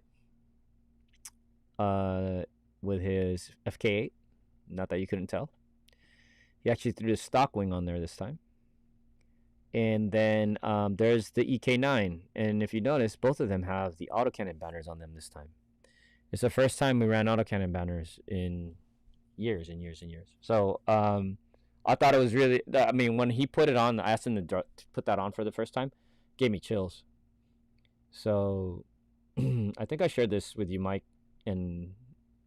But yeah, this is there's a reason why we shot some video for a future campaign. And so we went double autocannon on both of the cars, which I thought was cool. I thought it looked really cool to see both cars in white and with the autocannon, windshield banners. In the background there is a Midori Civic. It is not our Midori Civic. That was such a coincidence that they basically ended up pitting right next to us. So even though Midori wasn't at Buttonwillow, we had a Midori right next to us. And that Midori was definitely really nice, really clean. I should have shot it. That Midori in the background was basically race car status, B20, a B20, pushing only 148 wheel horsepower, supposedly is what the guy said. And he was making it move. It was good. It was great. The rear, it has roll bar, fully gutted interior, freshly painted. It was very pretty. Rolling on, I believe, if I remember correctly, real T37s, which is hilarious to me. So he even had the white T37s on there. And they were real. It's basically our car, 10 out of 10. And he was hauling ass in it. So he was fast. He was pretty fast. And so let me see if I got any other photos in here. Let's see. So it was a foggy morning when I took this photo. It looked really sick. My brother took a really nice picture. Obviously I don't have it right now. But yeah, so there's so then we ended up pitting together with everyone. Let me see if I can zoom in here. So this was obviously our EK. In the front here, we've got the Max Boost Brothers FK8, and then yeah, his name is Daniel Fuentes 72. Drop him a follow. Oh, he had to get a Gram Lights, not T37s, Gram Lights. Drop him a follow over Daniel Fuentes 72. I don't know if you guys can read that. And you can see his Civic. It's dope. Yo, it's John was with us, and Type R Jose. Two pretty famous Instagrammers. If you ever check those guys out. So Type R Jose and his Type R has the record here in street class global time attack with a 150 flat, basically 150, 150 in a stupid Civic. It's fast. And then it's John decided to bring the Porsche out, and that thing was running like it's beautiful. Thing was running like a 156, he said. So, and it's a street car. It's called cup car style. So it looks like a cup car made for the street, even as a cup car side view mirrors. Sorry if you guys can't see that well. I should move. Yeah. So, anyways, this was us, and we were parked right next to. I think I got another picture here, and right next to us was Titan 7. A bunch of guys from Titan 7, which is cool. And this is one of their Supras. There's the Porsche, and there was the this S2000 in the back had the like a Techno Bronze color. I don't know what color they call that. I think it's Techno Bronze. It was really awesome. So let's see. Yeah, check that out. I think this is dope. I mean, having the two cars together like this was wow. It looked like when you walked up to it, it was impressive. It looked like looked like a team. It actually looked like a team. We even have the number plates the same. So it was inspiring. My brother was really stoked about it too. But it was great. And this is Buttonwillow. This is Sunday. This is not Saturday. And on Sunday, my brother did really well. He ended up doing a 202 on a cold day on old Falcon 615s that he borrowed from my M3. So he's been getting better and better, and he's driving this thing really well. So he did a 152. On the hatchback, the white one, had a horrible day. It could not get that thing to perform. I don't think there's enough camber in the car. Either an alignment or some kind of a mechanical issue, meaning like bushings or something underneath the car that is just, it does not turn, and it does not stick, it does not grip, and it's not the tires. So we have 660s on there, and I wanted to try to do something well with it, and try to compete, but I couldn't even hit a time I could do in a regular SI. So to just give you an example, if I remember correctly, so I ended up the car should be doing at least, I think in my last, in Super Street Time Attack with Dan's green hatchback that only had a B16 in it and Falcon 615 tires, I was able to hit something like a 210. And that's respectable for a street car. This thing should have been faster than that. And I could barely hit a 213. So sun was up. I was frustrated, actually the whole day. I wasn't happy about that. So, and on top of that, we're having oil burning issues. So the car's burning oil. And basically, it's burning oil. Rings are bad. And the fuel is getting into the oil. So what that means is the oil is thinning out the more you drive it, which is very bad. And oil is also spitting out the back of the exhaust. So we're losing a quart to 2 quarts pretty quickly in this engine. So it's done, but we took it out through the weekend, and so what I had to do was change oil before we drive to the track. In that 4 hours, that oil gets really watery. So then we get to the track, change oil, drive on the racetrack, have fun, change oil. Then drive to the next racetrack, change oil. And then after I was done at Buttonwillow, with that track day, change oil again. So how many oil changes was that? 1, 2, 3, 4, 5 oil changes just to keep the motor as protected as possible. But that thing needs to get rebuilt for sure. There's no way around it. So... Yeah. Oh, so Daniel's a good dude. Yeah, he is a good dude. He's a great dude. The Midori's great. Let's see what else we got. YDK looks cool without a Canon logo. Yes, the AC banner is so good. Thank you guys. Yeah, well, they look dope. They're just flashback central, man. Let's see what else we got here.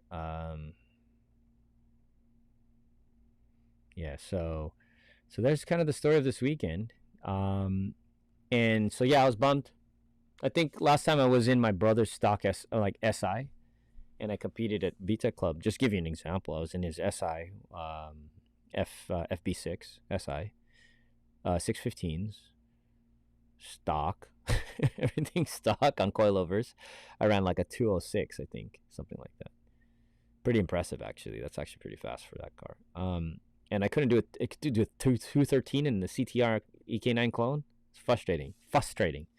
So I told my brother to go drive it at the end of the day, to try and just make sure that it's not me. So he went to go drive it, and the only time lap he got was a 221.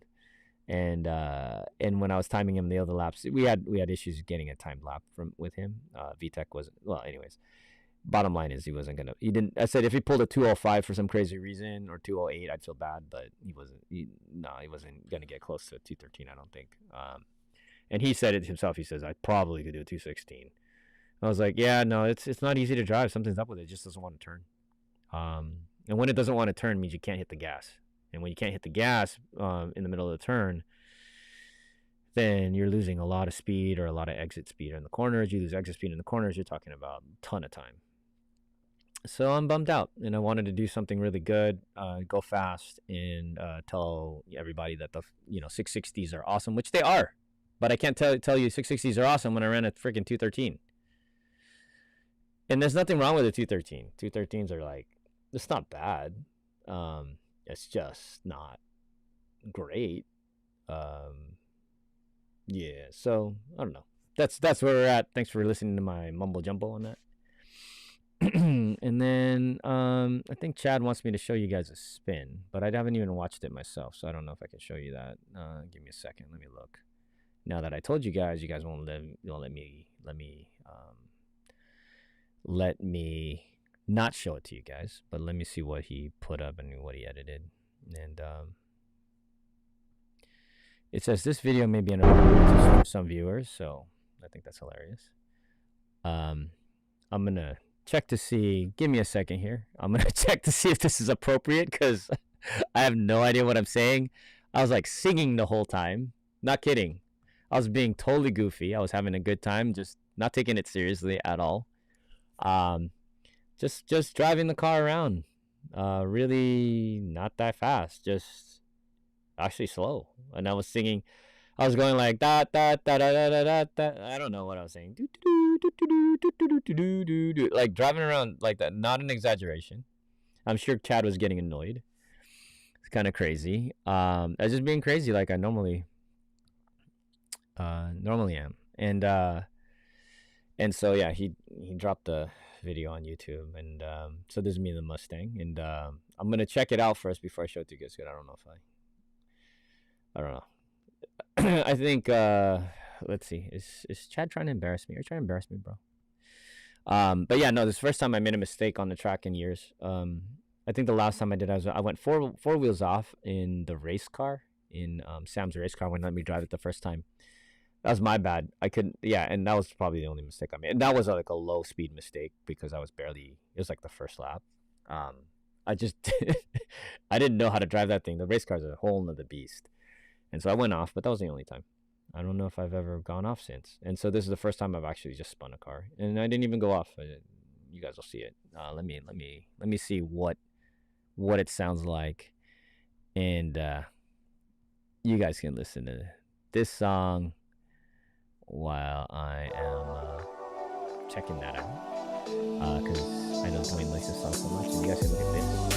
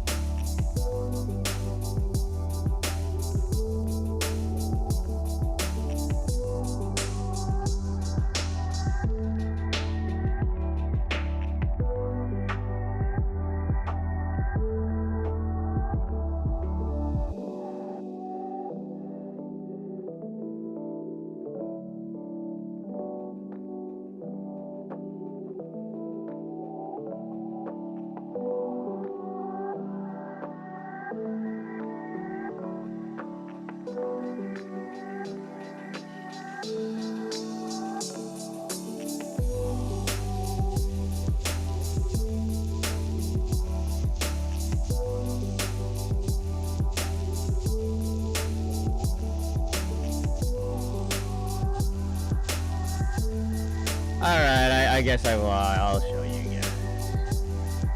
Let's see. I do cuss in it, which is I don't know if I really. That's what I was wondering. But anyways, what you really want to hear though is you want to listen to me making stupid noises, because that was what I did the whole entire time I was driving his car. I'm like da da da da da. Went down the track. I'm like, wee, woo, here's your meme. Wee, oh, doo, doo, doo. Like, this is being so goofy. And I was just having a great time. The car was great. I was kind of delirious by that time, I think. So anyways, here, check this out. Hope you guys enjoy. Thank you, Chad, for sharing this. Let me blow it up. Thanks for sharing the video, brother. Thanks for sharing the car. And here we go.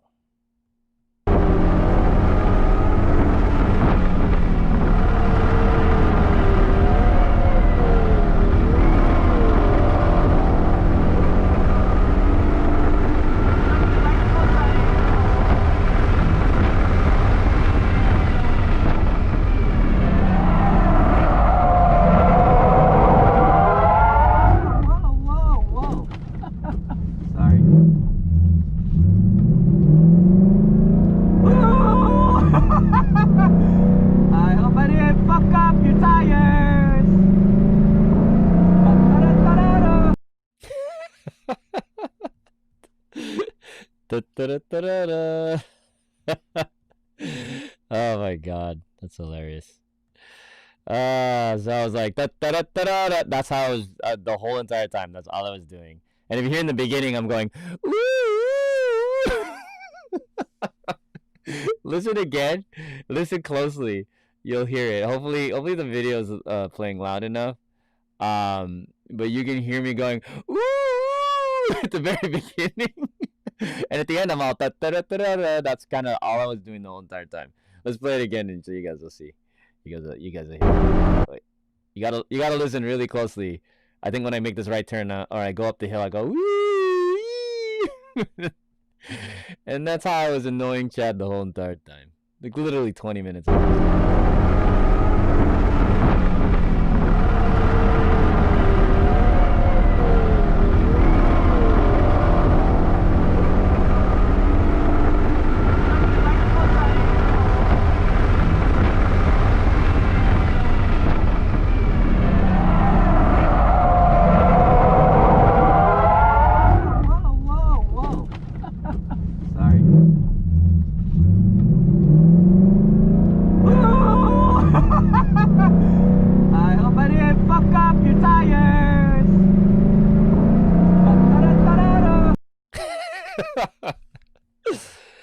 Oh my god, that's funny. I'm such a goof. All right, thanks, Chad, for letting me drive your car. I appreciate that. Hopefully, you learned something. I think Chad did learn. Chad always learns when I get in the car with him. Ricky said, "See, he knows what's up." Ricky knows what's up. He said, "I thought originally that was a supercharger whine. There's no supercharger in it, but yeah, it sounds like it." I'm a wee. Dennis is trying to drift at the end and try to play it off like he didn't understeer.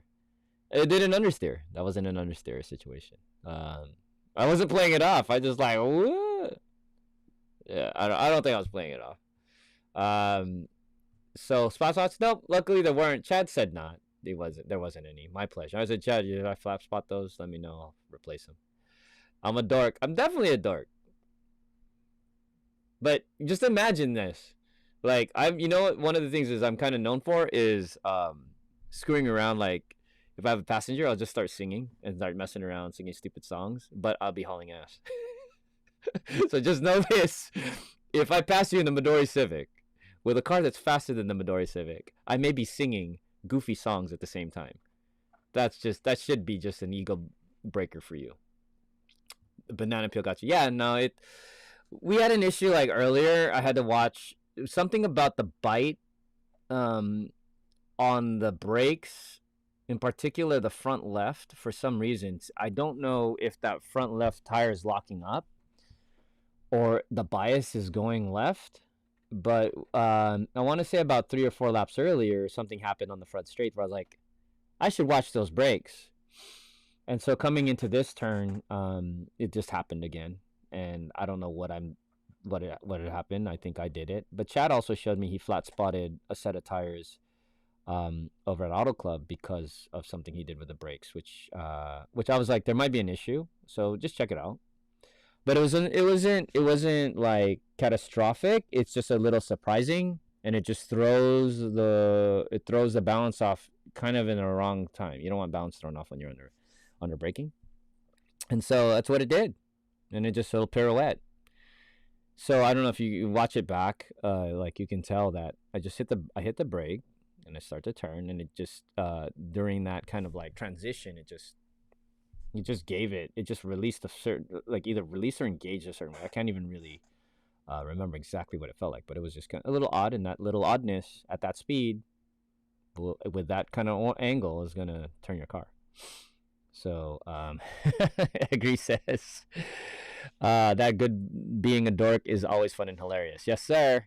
Chad brought out Dennis's inner kid. My inner kid is almost always out, so it doesn't matter. Jenny, what's up? Hello. Did you say I hope you like sword fighting? Who said that? Did I say that? Who said that? I was getting Kung Pao vibes from that. Kung Pao. Oh, you mean the video, the movie? Jeez. So yeah, so thanks for the share on the video, Chad, of one of my mistakes that I've made in a really long time. If you guys want, you know what, let's freaking watch it again, dude. I think it's 30 seconds long. Let's watch it again. So if you guys want to, well, check this out. Think about this. So something was up. You hit the brake last time, and something happened where I think the front left either locked up, released last, or something. But something happens in the front left. So this time when you watch it, try to see if you can see how it just kind of goes, whoop. Check my steering wheel. Check my input. Check it out. Is it smooth, or did I jerk it around? Did I do anything like that would incite a spin? I don't know. You decide. Let's try it again. All right, kids? So take a look. It's a braking zone at the end, before that left turn, and see if you see anything.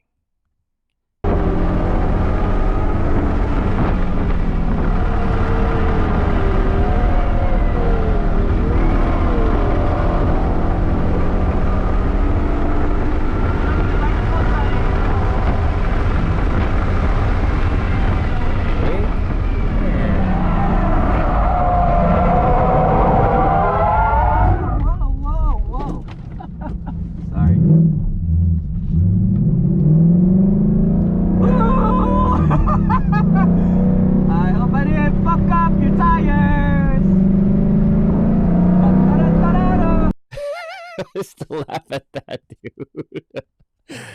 Oh, Chad, we're gonna have a lot of fucking fun adventures, man. But yeah, so there you go. It's kind of hard to see. I don't know if YouTube looks like it's playing the videos in like 10 frames per second. Is that true? I can't tell if that's happening. So anyways, that's what happened at Chuckwalla this weekend with his car. And yeah, just instructed Chad for a session, and he learned some stuff, which is cool. And we're all getting quicker. So like Chad, my brother's going good. Chad's going good.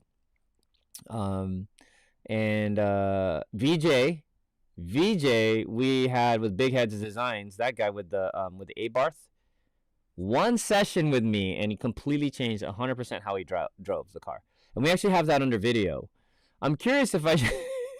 You want to talk about a goof, bro? That would be a special video for fan club only, dude. VJ, if you're watching right now, can you imagine if we took that video and we cut it up?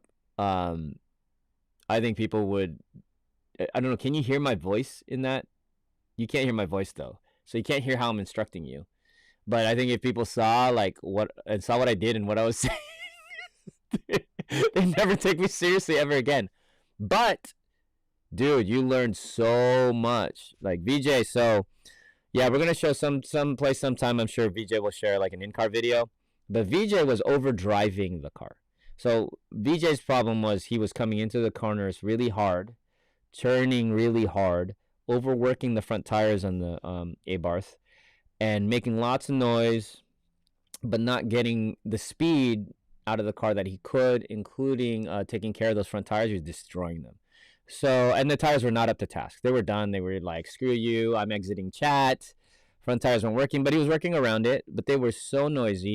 He was like taking it to taking the slip angle on the front of those tires, and going like 3 more degrees, and turning the tires from spinning forward to like riding on the edges. And for a lot of people, when you drive like that, you think you're going faster because it sounds like it. It's like and it's not necessarily faster. It wasn't at all, actually. And so I taught him how to basically not overdrive. What was great was how fast he learned. So VJ learned in laps. So one session with him, and he completely changed how he saw it. and that was really cool. But we'll show that guys in later. We got Isaiah. What's up, man? Just saw your name. Welcome to the stream. That's gonna be my new ringtone, Dennis. Loon Lee. I should make you a screen tone right now. Loon Lee, answer the phone. Loon Lee, answer the phone. There you go, dude. You got a ringtone, bro. That's gonna be your ringtone, man. I think I see the problem. It's a Mustang. Just kidding. No, it's a great car, man. It just looked like the rear wanted to keep going. Yeah, it yeah, I might have trail braked it a little, maybe a little too much, but it was definitely a little funky. I mean, I'd put myself, at the end of the day, it doesn't matter. It's my fault that it spins, but at the same time, it's like, there's something a little awkward about it. And it happened twice. Oh, the Kung Pao movie. Got it. And of course, Mike S loves that movie, dude.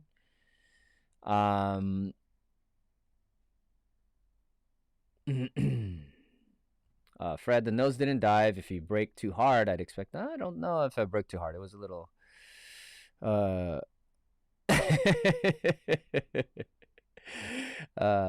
You can't see it in the video, but the guy in the flag station was applauding the spin. Yeah, and it was funny because I actually had a moment. It always looks so much faster on video than in real life. Like in real life, there's more time. Like I see it in my head, where I was about to do the drifty thing and turn the front wheels to the right and hit the gas, start to gas it. And I was like, nah, I'm just going to spin the thing. Like, just let it go. And we stayed on the road. That's part of the thing. The part of the hazard of trying to correct a car that's overcorrected is you're going to keep your speed and you're going to start turning the car in certain directions. And if you don't do it right, you're going to be off the track at a faster speed than if you just let it go. So in that case, I was like, when you get used to driving on the racetrack, you kind of know where the car's going to end up for whatever reason, if you're in trouble or not. So I was like, no big panic. And then it might have sounded like I was panicked because I was screaming, or I screamed something like ah or something like that. But I was screaming that sarcastically while we were spinning. It was sarcastic. Oh man, what happened, or something like that, or whatever I said. I remember that because it wasn't a big surprise. It was just, and I was just busy joking around the whole entire time. What's up, Tuner Challenge? Welcome to the stream. Fred Reed says there is a slight transfer, but of course there's a transfer. 100% there's a transfer. Max Boost noise car noise is ASMR. Maybe it was a lockup and deceleration. It didn't lock. The brake did not lock. And maybe the skidding you're hearing, is it going sideways? It didn't really lock up. Maybe it did lock up a slight bit, but I doubt it. I don't think that's what happened. Let's see. So why don't we see video on the Civic? Tuner Challenge. Because we don't have it prepared yet. We just came back from the racetrack. And if we ever come from the racetrack, it takes a while to edit those videos. It was easier for me to edit the videos from, like, for example, Cartoon Today, because they were on the phone. And so when you put it on the phone, I just use iMovie and I do that. Everything's like, I got to get a GoPro. I've got to get the camera footage. I got to put them all together. I've got to edit it. And then we also have the camera. So we have another camera. So sorry. So yeah. So, and just to let anybody know, when I come back from racing weekend, if you're expecting to see a video like on Monday, it's not happening. If I do, it's just be like one in-car video. So you're right. I could probably do that. I could just throw an in-car video. I didn't think about that. Maybe I'll do that some other time. But usually I just like to prepare everything and show it at one time. All right. So, but yeah. And then I do have video of the Midori Civic. I do believe I have video of that. I do believe I have video of the Midori Civic with Chad in the car when we were driving. And that was fun. And let's see. Alex asked the question. Rear wheels get some airtime before the spin. No, it's and the road goes up, so the wheels would not jump. Good question though. Underground Eye, just letting go of the gas. Not braking itself. Possibly, loading up the front and turning can make it pirouette. But it did something a little weird to me on the front left. It wasn't just that. I mean, we can trail brake. I know how to trail brake. I know how to do to get a car sideways a bit and use it. It was a little more unexpected than that, but either way, it's still user error. I'm not trying to take responsibility off me. It's always driver, and maybe I just suck. But at the end of the day, it was good times. Thanks for sharing that, Chad. Appreciate it. And let's see. I don't know if Yannick is back. Yannick, are you back yet? Because I'm going to share your thing pretty soon. So, going back to, I think, some of the images. Let me see. So that was Chuckwalla on Saturday and Buttonwillow on Sunday. And now here's the crazy thing I forgot to tell you guys was that my what do you call it? My brother. No, you think that was a lot of driving. So 3 hours to Chuckwalla from San Diego. Chuckwalla to Buttonwillow, 4.5 hours. Coming back home from Buttonwillow to San Diego is about 3.5, 4 hours. 4, 8, 11 hours of driving, plus, stopping for gas and all that stuff. You're talking about 12 hours of driving for the weekend, just that alone. And then, of course, you drive in the car for both of the events, hours of that. And you're looking at, 15 hours or something like that. 17 hours of driving. My brother took it another level. So on Saturday, when we went up to Chuckwalla, I invited him out to the weekend as well. Paid for his event, got him, and he didn't want to drive his FK8 because if his FK8 is running out of front brake rotors, they are definitely down to the last. And he didn't want to use them up at Chuckwalla because he wanted to do a good job over at Club Racer event on Buttonwillow. So I said, dude, why don't you just drive one of the EKs? So paid for his track event, paid for. The deal was he would get the EK and the Midori Civic ready for the track so he can drive it. And he said, yeah. And also we were getting it prepped for Mike Bush when he was coming down too. So I want to make sure we had 2 cars out here just in case one of them went bad. And so my brother was totally down. He was actually totally down to just drive the car up so that I can drive both cars. He didn't even have to drive on the track. I was like, no, dude, you got to drive on the track. So I took care of him. He doesn't have a bunch of money, so he didn't want to do that. But I took care of my bro, and it was cool to come out there. And he got the cars ready, both of them. And there was quite a lot to do on that Friday, and he got it all ready. Anyways, he drives up. Me and him in the EK. We go up to the track. The crazy part was his FK8's not with us, right? So guess what he had to do? He had to go from San Diego to Chuckwalla back to San Diego. And then this is all Saturday, right? Saturday morning at 4 a.m., we drive to Chuckwalla, drive on the racetrack. At about 6 o'clock, we leave Chuckwalla. I drive to Buttonwillow. He drives back to San Diego. He drives back to San Diego, wakes up in the morning at probably leaves at 4 a.m. again for Buttonwillow. And he made it to Buttonwillow on time.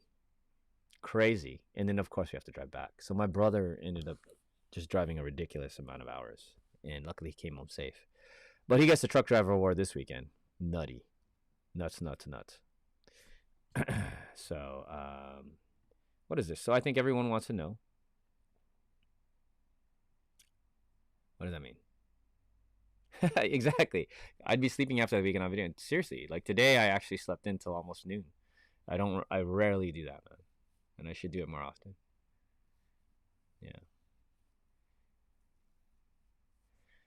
Tuner said, then you should be recording it, bro. Yeah, we record it, bro. There's lots of video. I think I missed that. And then, no, Tuner Challenge asked this question. So what's next for Max Boost? Great question. What do you guys think is next? Next thing for Max Boost is setting up and getting that fan club ready. We've got 40-something members, which is awesome. And we're going to get that going. And then in that, all the new stuff is going to be happening in there.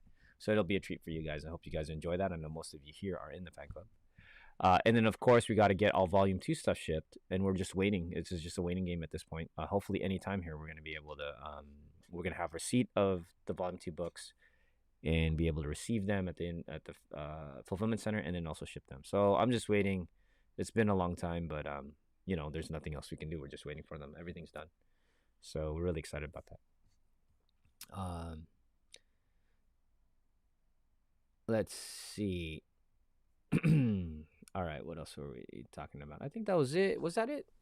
I feel like I'm missing something. All right. So next thing we're going to talk about is we got about 15 minutes left or so. Yannick is back, so we can talk about it now. So damn, racetrack stuff. Finally back. Worst load ever. Feels like I missed a lot of good stuff. Yeah, you missed the track stuff, Yannick. That was the wrong time to leave. It's okay. We'll do some more next time. But Yannick has been hitting me up because he is a racer out in Belgium. And he's a Max Boost fan, of course. And he's been trying to hit up me and Michael to go do some fun stuff out in Europe. One of the things he wants to do is set up a couple of race cars as Max Boost cars. And and I told him, why don't you send us some stuff? We'll show it to you guys in this Max Boost Monday. Let us know what you think.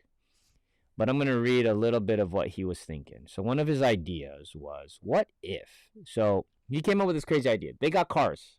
They got cars in Europe. We're talking about racing, like actual racing. And he sent me some videos of that stuff. And it's super cool. Of course, I'd love to do it.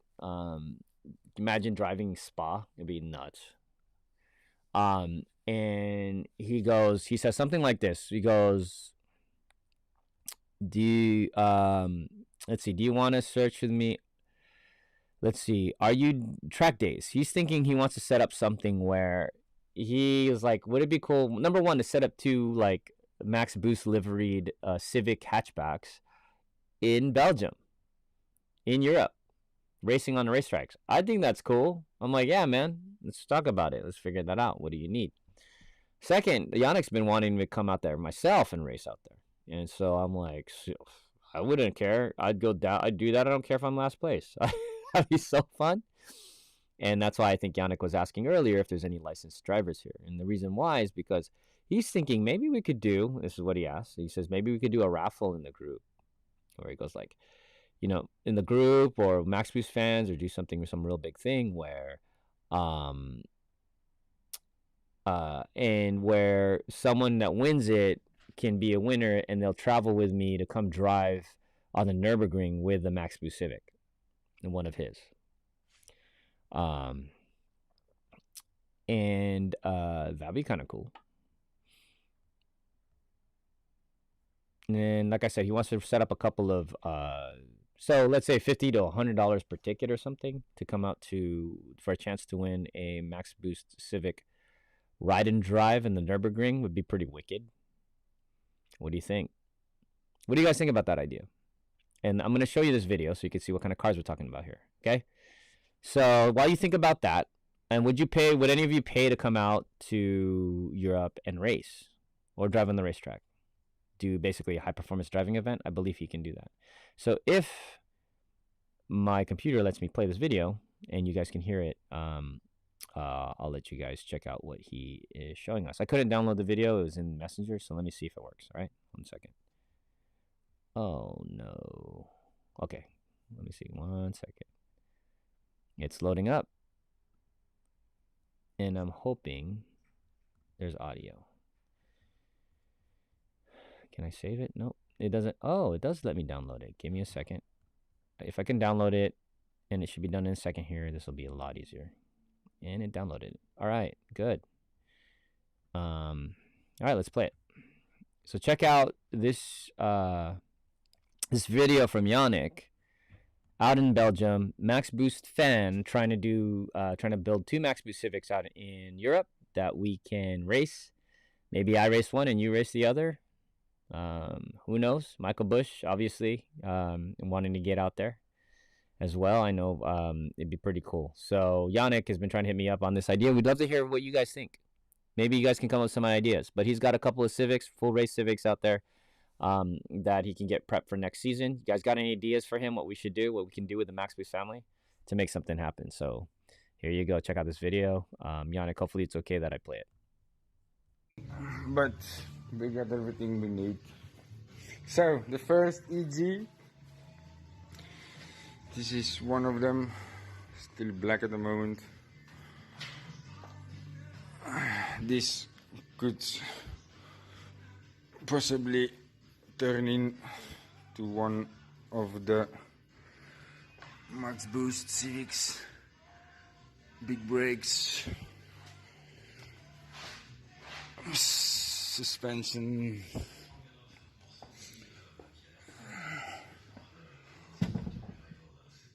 cage, seat, whatever, everything.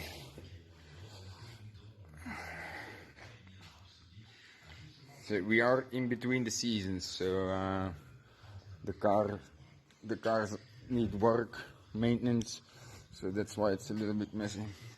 This is the white one. This is the one that I want to drive with you and Michael. Winning car of the past few seasons. As you can see, also big brakes.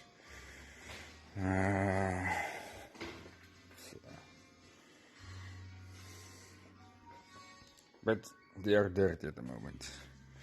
So as you can see, all the stickers are off of this one already. Up. You can see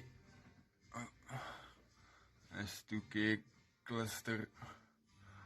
There you go, the Georges, what do you call it?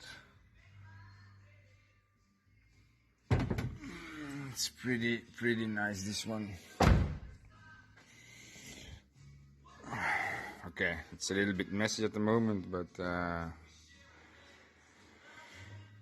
you know what I mean.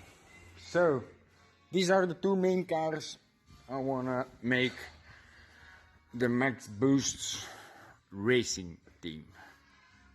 I want these two cars for next season with the Max Boost liveries, with the Max Boost drivers, with the Max Boost everything. You see another CRX, also with cage and race seat and yeah, everything up. So let's move to the other side.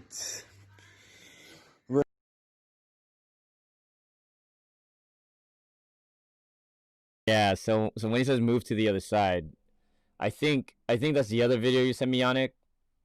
That's crazy. There's so many cars that he has access to. It's crazy, dude. But anyways, let me know what you guys think. Would you guys like to see two Max Boost EGs running around racetracks causing trouble in Europe? That'd be super crazy, right? So Big Heads obviously said, dude, that is so cool. Hey, here's a big one. Michael Bush says, take my money. You know what's up. And and then let's see, who else? I'm so game to fly out and race. I'll even quit my job to have the time off. Damn. But for real though, right? How many opportunities do you get? Let's see. I'd enter, but on the green hell, I'd wrap that car around one of those corners that's got a penis drawn on it. Everything with you is sexual, Twitch. Nurburgring.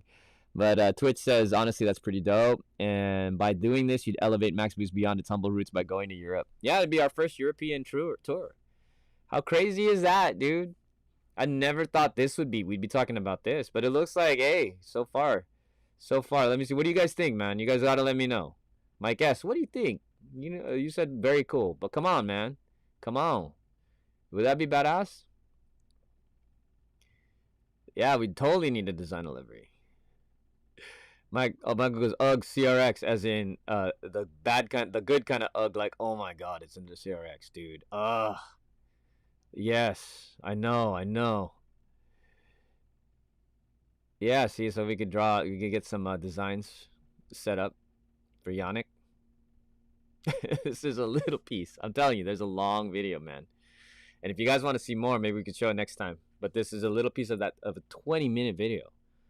There are a lot of cars Yannick has access to. It's kind of crazy. See, everyone loves the CRX, Yannick. If anyone says no, I have an Italian friend named Guido. There you go. Oh, really? Mikey flipped on in a CRX? He lived to tell about it. That's good. So yeah, so Yannick is driving his truck right now. He's a truck driver for a living. So he's missing the comments. Just letting you know. Yannick, that setup looks so dope. Yannick says Brian, Nizumi the Stripes. Are we trying to go full Latasha? That would be great. I want to go full Latasha. Why not? Egri says that's sick with it. So Egri approved. Nurburgring Euro trip with Loon Lee, man. That'd be sweet. And Loon Lee and his new ringtone would be perfect out there. I mean, I love the idea. I want to go to Europe. Yeah, I know, Mike, right? Can we even go there this next year? Does he have access to a Subaru? In that case, take all my money now. Watch out. You know how many cars are in that other part? Yeah. Oh, he's not driving. Yeah, you drive safe, homie. Don't stare too much at the comments, Yannick. So I'm reading them off to you so you don't have to look at the screen. So, Yannick, so far you've got the interest of some of these people in the Max Boost crew. If any of you are watching that are very quiet and silent sometimes, let us know what you think. So this is just a really cool example where you got a Max Boost fan out in Europe that wants to support us and what we're doing in Max Boost in a crazy kind of way. Yannick, I mean, I'm like, you know, I don't know, like, you know, you guys have always been trying to help, you know, always want to help out in Max Boost. You got part of the team, and a lot of times I like, you know, I'm not sure how to take some of the things you guys do for me, like everyone from Egri to Dwayne to all you guys to, you know, Mike and Yannick. And so that's why Yannick, I had to focus on other things before I could get into that, but that's super cool, man. I mean, at minimum, it would be really awesome to get some wraps on those 2 cars. We'll design some wraps together, maybe with the fan club, and all together we will, yeah, design it up. 2 different cars, tearing it up in Europe.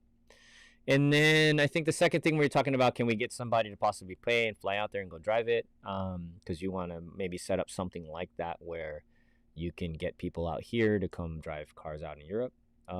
Yeah, I think that's a good idea. I think I'm sure there's probably one Max Boost fan that would probably do it. So, you know, or maybe like you said, raffle it off, and maybe there are a bunch of fans that would like want to help, and you know, and so I think, but I also want to hear from the fans. You guys tell me what you think. And let's see. Yeah, we're gonna use the CRX for track days. Oh, Yannick says we're gonna use the CRX for track days. Also, Toyota MR2 first gen. The first gen's cool. Yeah, man. So, so Mike S said his CRX got totaled when he got rear-ended. Oh, dude, ugh. Getting rear-ended a CRX, you don't get a lot of space for that. Next thing I knew, I was upside down. You went up the center divider, upside down, sliding 30 yards or so. Car was pancaked, and my ex-girlfriend was ejected out of the rear hatch window. Wait, ejected, or she got pulled out of it? Was she okay? You can't end that. You can't end like that. So what happened to your ex-girlfriend, dude? Please tell me she's all right. I know you're lucky to be alive, for sure. Yeah, you might want to finish this story, Mike. What happened to your ex? Is she okay?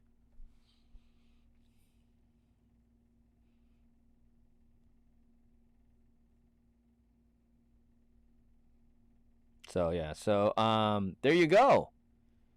Some cool stuff. I think we've got some pictures, right? Do I have photos from you, Yannick? I think I've got some pictures. Oh, there's the first gen MR2. MR2. Yeah, let me go through some of these photos. I think you guys are gonna trip out. There's a lot of pictures. Actually, let's do it. Let's show some pictures. You okay with that, Yannick? Check this out. How badass is this? This is freaking crazy. Look. Okay, we're just gonna. Here's some stuff they got. Look at all the tires. By the way, Yannick's not messing around. This is not. I think this is some other person's shop, but they're associated with Yannick at some point. There's a first Gen M. Looks like a wide body. They just got cars galore out here. apparently.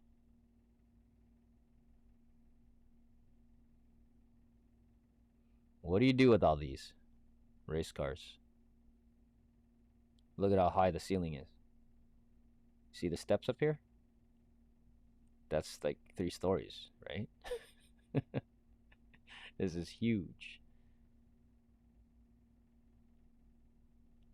It's a Ford Focus, right? Race car.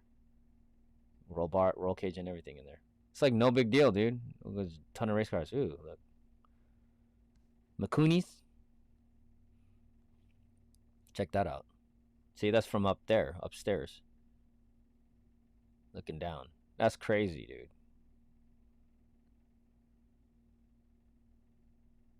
Ooh, that's so sick. Look at the cars in the back. It's just like, there's just too much stuff going on.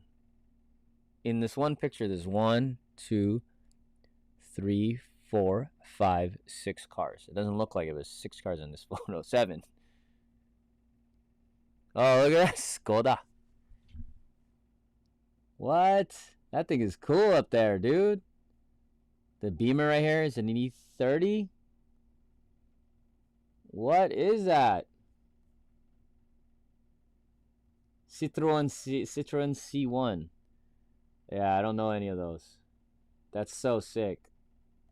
What I want to do is set up an agency in the USA that organizes track travels to Nurburgring and other famous European tracks. And I do everything from flight pickups to housing to tracking. Yep. See, that kind of stuff's a good idea. It's going to be very expensive.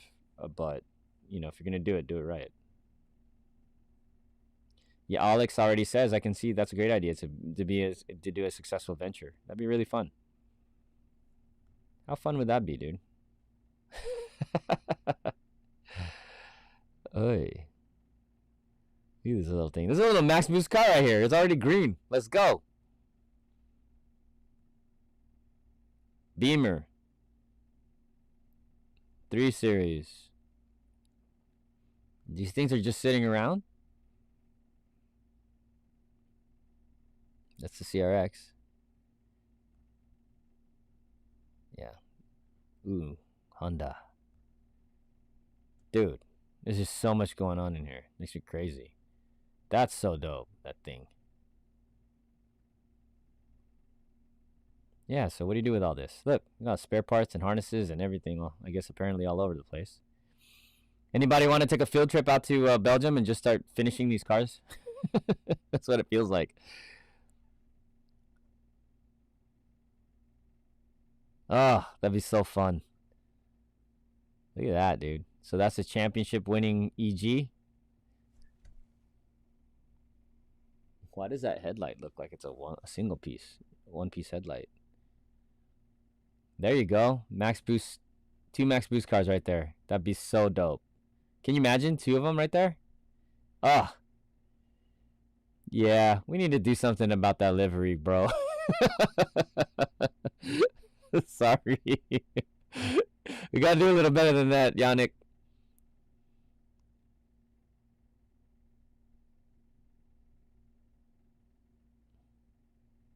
There you go.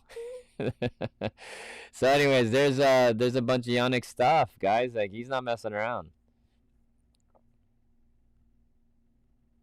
Oh no.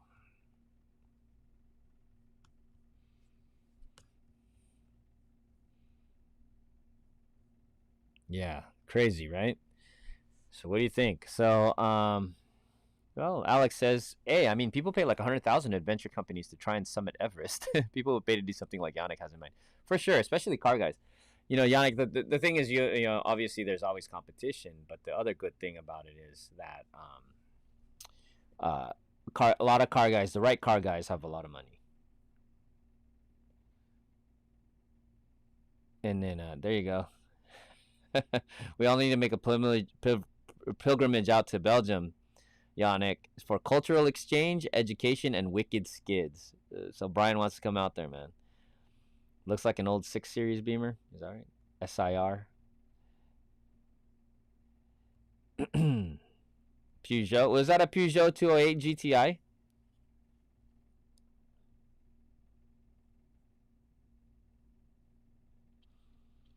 Those are theirs. They're not customers' cars. Those are their cars, I believe. Right, Yannick? That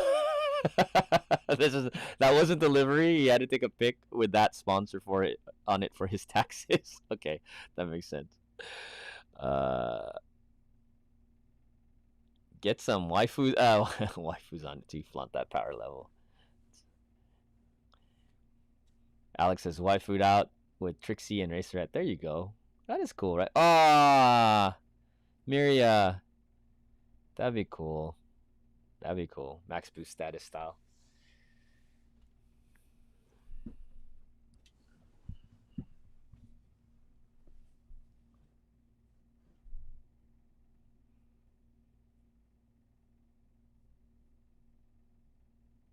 All right. So there you go, Yannick, man. It sounds like the hardcore Max Boost fans are like, yo, that's cool.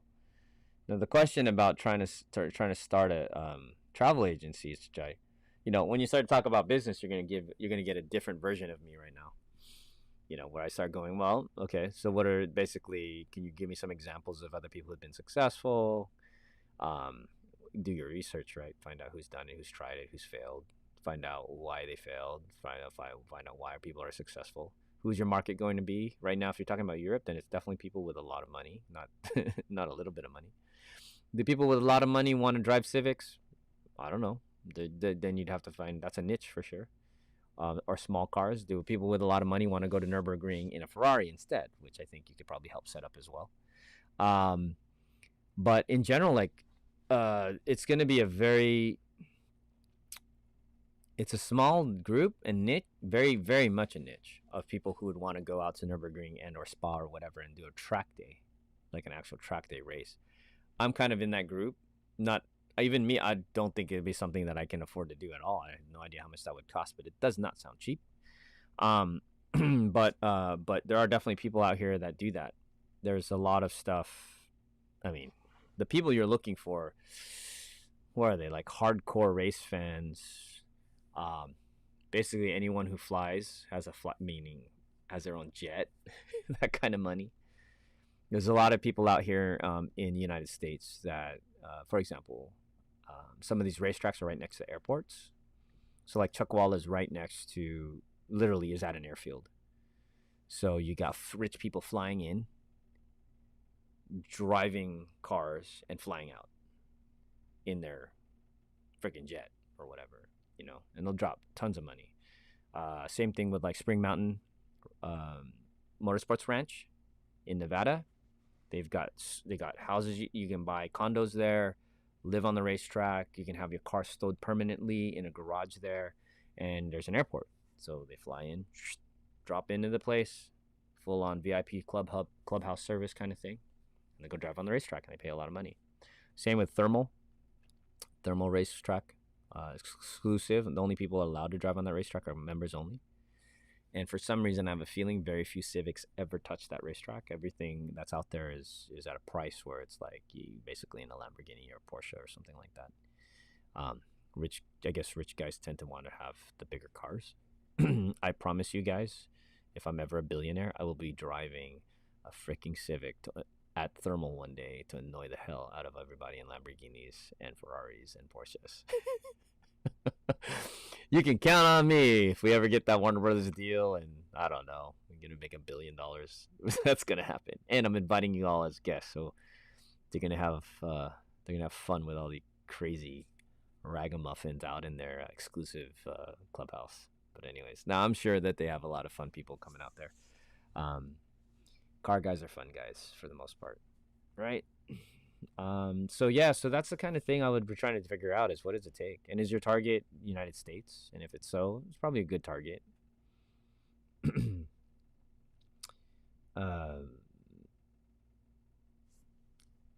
What, Dennis, this is why we are friends. What do you mean? Let me see. Did I miss a comment? Let's see. Alex is like, ooh, Miria, I like your style 100%, right? Miria is the best. Yeah, best in Macross. Oh, that's a good idea. In a nice suit, looking professional. Are you talking about Miria.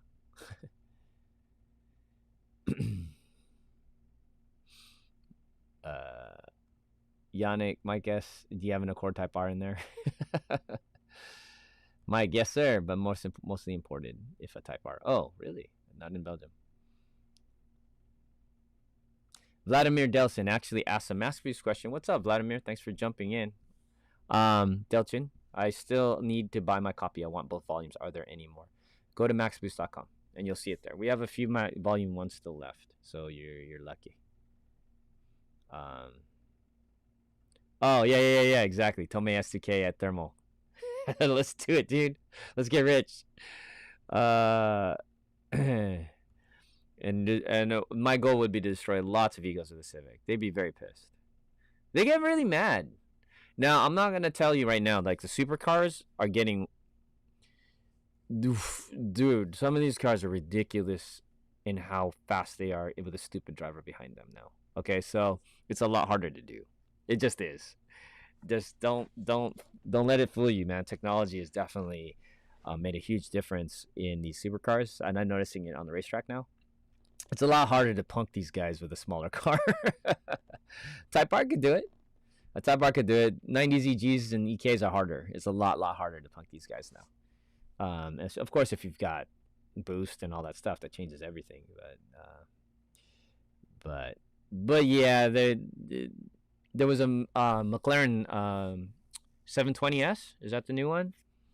At Willow Springs 3 weeks ago. Dude, thing's amazing. I was like, it's hitting race car speeds or faster with a stock car.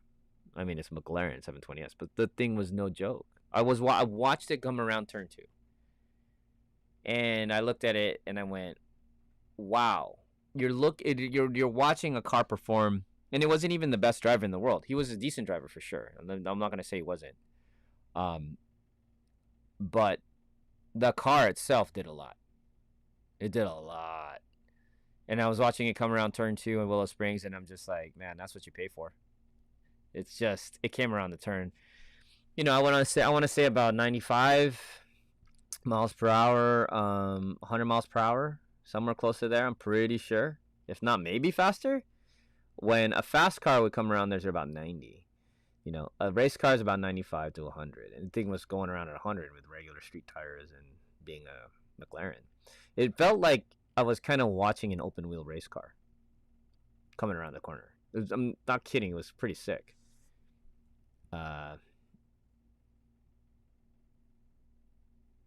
Let's see. You're welcome, Vladimir. Hopefully you can grab one of those. Yeah, most supercars... That's true. The supercars make more than the race cars do. And when I meant race car earlier, I'm talking about, you know, club racer race cars, not anything like legit on TV. So you're welcome. Hopefully you grab those. And I think that's it. So yeah, thanks for hanging out. What is today? Today we're getting close to winter. Oh, sorry, Christmas. So the next Max Boost Monday would be the 21st. Are you guys gonna be around on the 21st? I don't think very many people are traveling. Should I be doing a Max Boost Monday on the 21st and the 28th? Maybe skipping the 28th just to let you guys know. I'm thinking everyone's probably gonna be off. I may or may not jump in. I don't know. Just a heads up warning. I have no idea what the family wants to do and all that stuff yet. So I may end up skipping a Max Boost Monday. And I'm not wanting to, but we may do that just because of the holiday. Obviously, I think the next one's going to be, after the 28th is going to be the 4th of January, I think, something like that. And of course, we're going to celebrate the New Year together. Hopefully you guys will be joining. Let me double check those dates.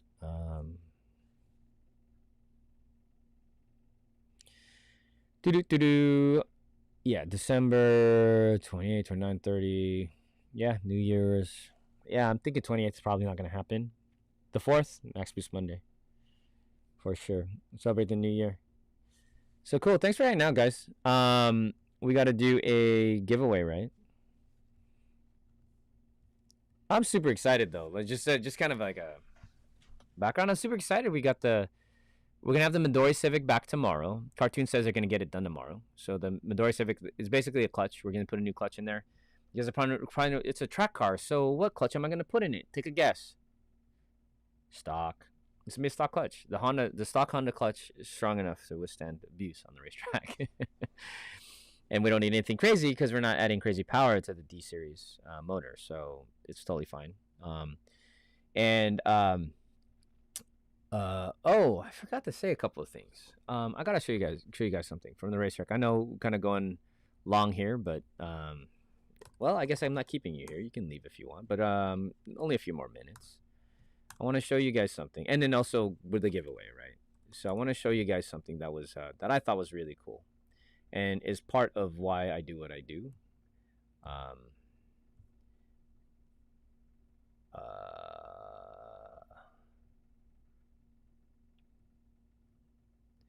Let me see. Oh.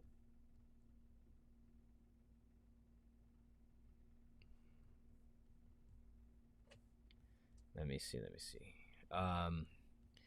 Try to get on my brother's Instagram account. All right.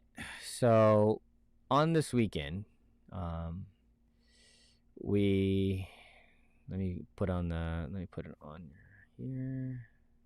Okay. So my brother wrote this, which I thought was really cool this weekend when we took him out to the weekend. He goes, "Today was by far one of the most fun track days I've ever had. Although I didn't drive the FK8, I still had a blast driving 4 different cars. The EK CTR, the Midori EK, Fiat Abarth, and Mustang GT. I learned a lot with how to manage the track with these 4 different cars and how they all react with different types of driving. Most importantly, thank you to everyone who came to let me use their vehicles." Right? And so, he says thank you to Izzy, our cousin, changing out the blinker fluid. Ultimate shout out to my brother, that's me, for getting me out there and letting me use his cars and filling up the tanks. There is one for the books. Doesn't end here though, right? And so he had to hand it Max Boost. But what I thought was cool was my brother told me that he said he had one of the most fun track days he've ever had in his life. And guess what he was driving? He was driving the Midori. He's driving the Midori. That little guy the whole track day. And he had a great time in it. He loved it. He said he learned so much about driving a low horsepower car. I say it all the time. You got to drive low horsepower cars to learn like the nuances. And he got it. He understood.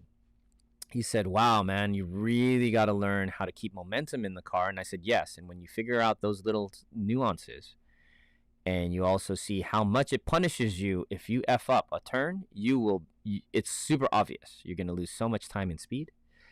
When you transfer that to a faster car, then you're fast. But when you drive fast cars only, lots of torque, lots of horsepower, they cover up mistakes. You never get that. You never know when you're missing like that extra 1 or 2 miles per hour. It's very harder to see. In the Civic, man, you screw up a corner once and you have to pay for it for the next 30 seconds. In a little D series. So we had a lot of fun driving it. And and so here's some of there's the Abarth that we drove this weekend. I should have just opened up his thing. And there's the Mustang and the Civic together. There's Max Boost right there. This is great times. So I'm just proud of my brother. He's really doing the best he can to get faster, and he is. Same with Chad. Our little crew's getting quick. We're getting quicker, and I'm proud of those guys. And I know Chad, you're probably listening right now, but one of the things I was thinking about is we really need to consider doing racing next year, and doing maybe a actual wheel-to-wheel race in an endurance class or something like that. And so, what was I gonna say? Yeah, and so the wheel-to-wheel school is in February. So I don't know if it's too early for Chad or my brother to get into the wheel-to-wheel certification program. But if they can get licensed. Yannick, they can get licensed in probably March. So there's a few more racers that are gonna be in the Max Boost family. And let me see. Oh, you guys are. Alex says, take a break, enjoy the family during holidays for sure. Take a few weeks off, boss. Hey, next Max Boost Monday is your birthday. What's up, Adam? Happy birthday, bro. Let's see. No, but seriously, Yannick says, I am representing Max Boost. I would like to have a USA driver behind the wheel. We are actually fighting all the time for the first place in our 1.6 category. So we need a fast driver. Let's do it. Are you into drag racing? Boosted Hondas for life. Vladimir, great question, man. I think this is your first time on live? Thanks for hanging out. It's a little different. We're a little chill this time. But am I into racing boosted Hondas? I don't. Drag racing. Drag racing was the heart and soul of the tuner culture, period. I'm not a drag racer now because I haven't drag raced before, but I took that very seriously. And I've actually won Battle of the Imports back in the day, which is kind of crazy in my bracket.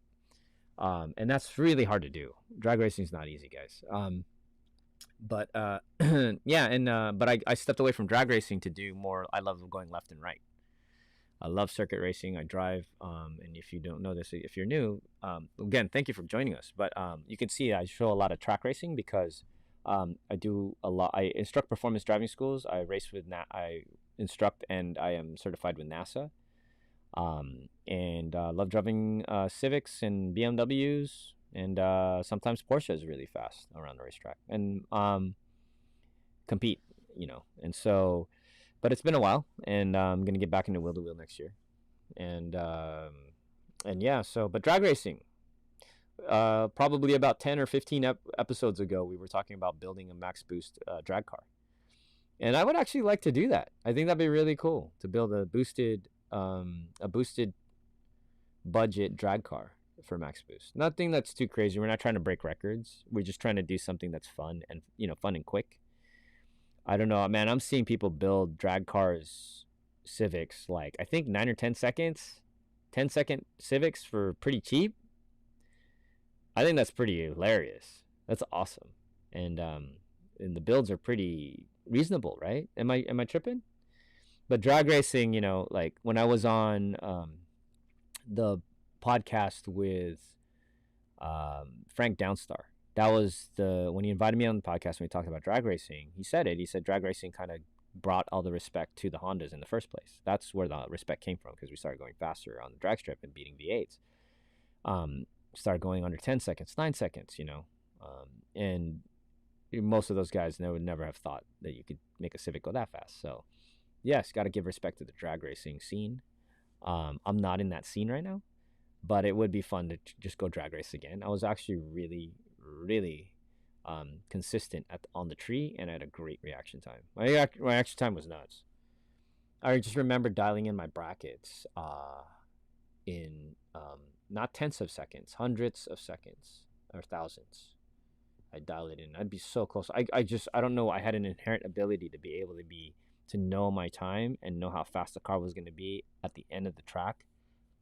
I would know by hundredths of a second. Weird if you think about how long a second is and I don't know how I could dial it in. I'd sit there and I'd go, should it be 15.01 or 15.02?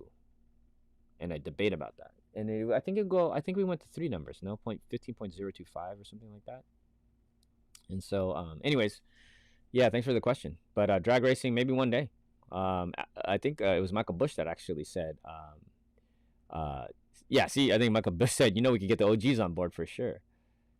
Period correct EK drag car. See, I was gonna say I remember Michael Bush going, let's build a drag car. But Michael Bush of all people, I would be fun.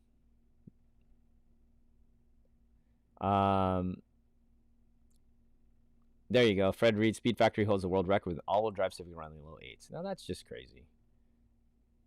See, that's what I was thinking. Mike S is thinking what I was thinking. Pretty simple build will get a 10-second B20. Maybe that's one of the cars we can build one of these days with the community.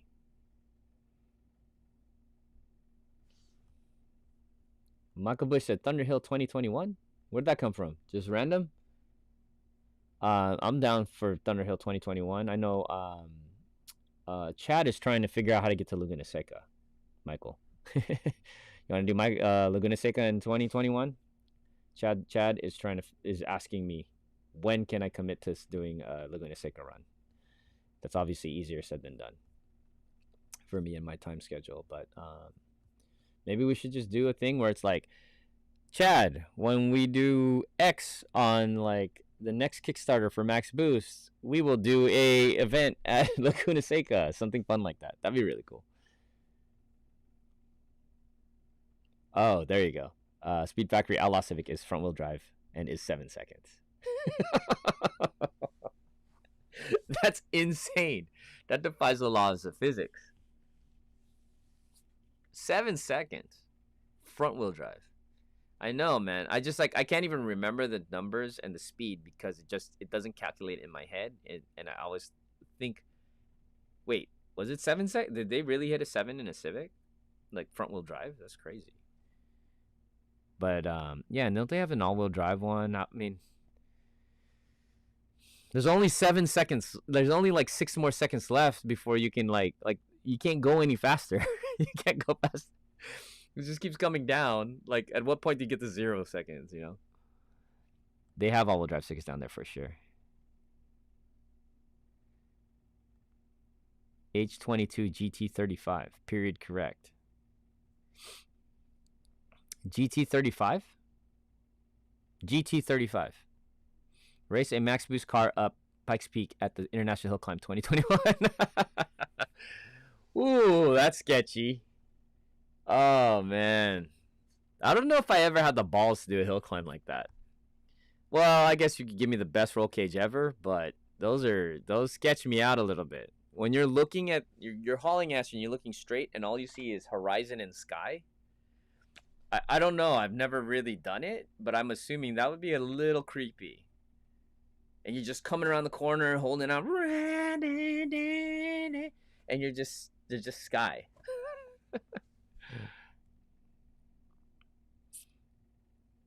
Oh, man, that'd be super good. That'd be so crazy, though. But, I mean, you want to talk about exhilarating. Yeah, when your life is really on the line. Yeah, that's exhilarating. Let's see. So, someone wanted me to check out speedfactoryracing.net. There's a car. Well, that's the car that ate shit, right? Didn't they lose this car? Unfortunately, wasn't this the car that went bye-bye?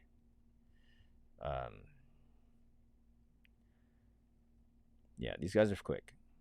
Look at that thing, dude. Oh, man, so much money in that. So much money.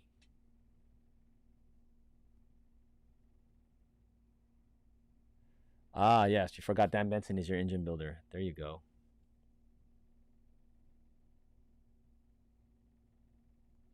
Oh, GT35 Turbo, yes, since the old turbos just simply don't exist. Let's go.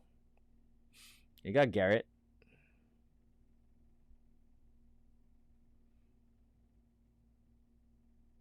Mike is like, well then, let's get her done. I was pretty good at drag racing though, man. You know I don't compliment myself that much, but drag racing was... I had something for it.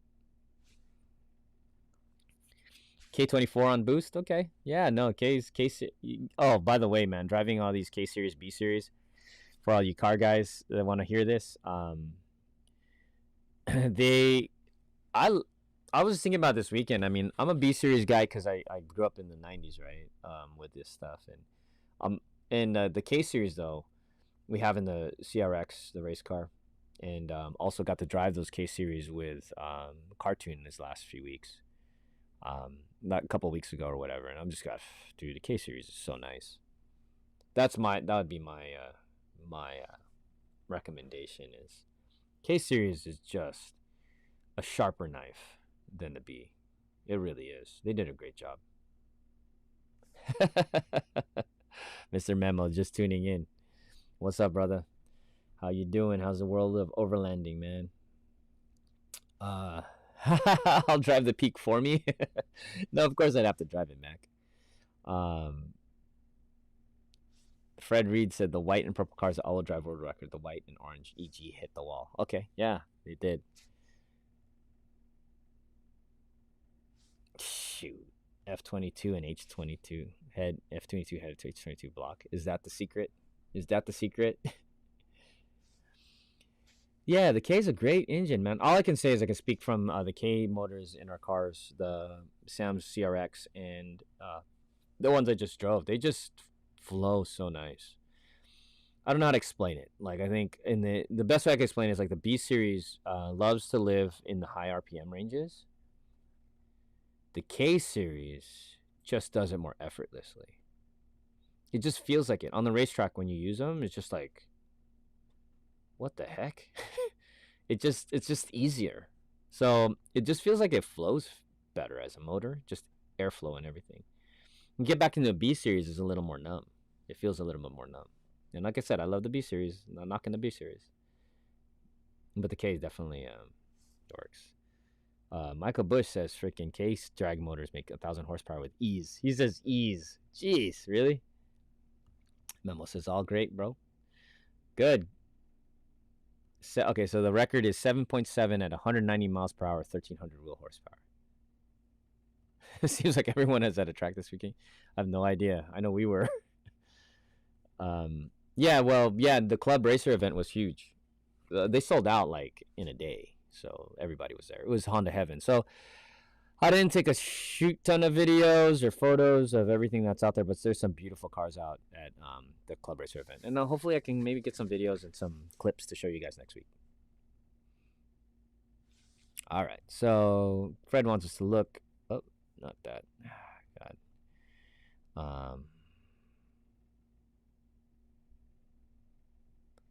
Let me go back to where we were. Speed Factory. Okay. Oh, we gotta end this. We just started to chat. We gotta end this live stream pretty soon here. We're going for a long time. Let me show. Let's see some Speed Factory here. Fred wants me to show you guys the purple one. This should be it. This guy. All-wheel drizzy.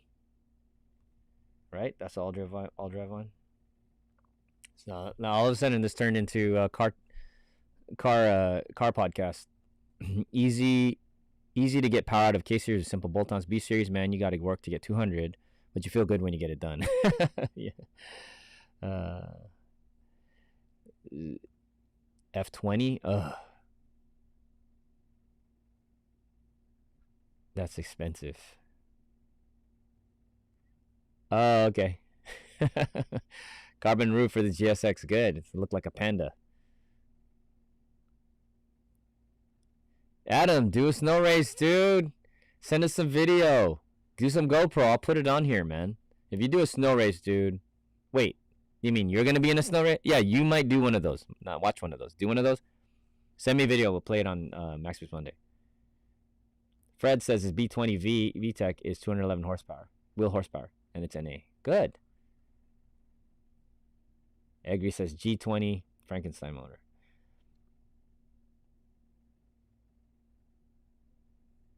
Mr. Memo's all-wheel driver bust. Oh, okay. Your SDK guy has an EG that's all-wheel drive. Jeez. Yes, no F motors. No, there's no real advantage. It's just more expensive. So the Midori Civic that we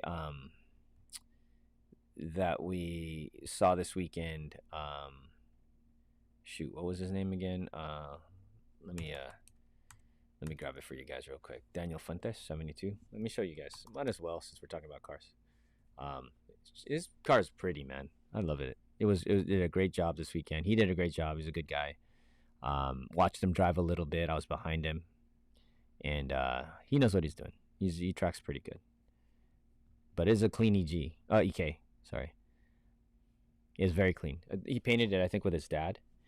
And the roll bar is actually the roll bar I'm looking at potentially getting for the Max Boost EK also. So this is literally the way that we could have it. The EK, super clean. He's got the, that's funny distortion. He's got Chris Eisel. He's on the Formula Drift team for Dayoshi Hara. He builds these roll bars. How did that happen? You see that arrow? That's cool. I don't know how to do that. These roll bars in the back, and this is very clean. I wonder if there's a good photo of it. So this is his setup, which I love. Check it out. Super easy, super clean. It's a B20 setup. That's it. Just a few bolt-ons and an intake manifold, and it gets 148 wheel horsepower. No air conditioning, right? No power steering. Just straight up clean Midori. This is how you build a car, in my opinion. Like, for if you're just gonna do a nice clean track car, and then inside is a roll bar, completely gutted, painted on the inside, super clean. Racing seat, racing wheel, and some harnesses and some safety, and it's a beautiful thing. Look at how green that green is. So yeah, he tracks quite a bit. You can see a little bit of the roll bar here. It was very clean.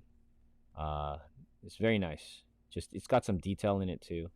Like even the base plates are carved out around the edges. They're kind of rounded to make it look like a flower shape, which is a nice touch, but also probably not needed in terms of safety. But from a show car standpoint, it's very pretty. Oh, look, this is an interior video of him.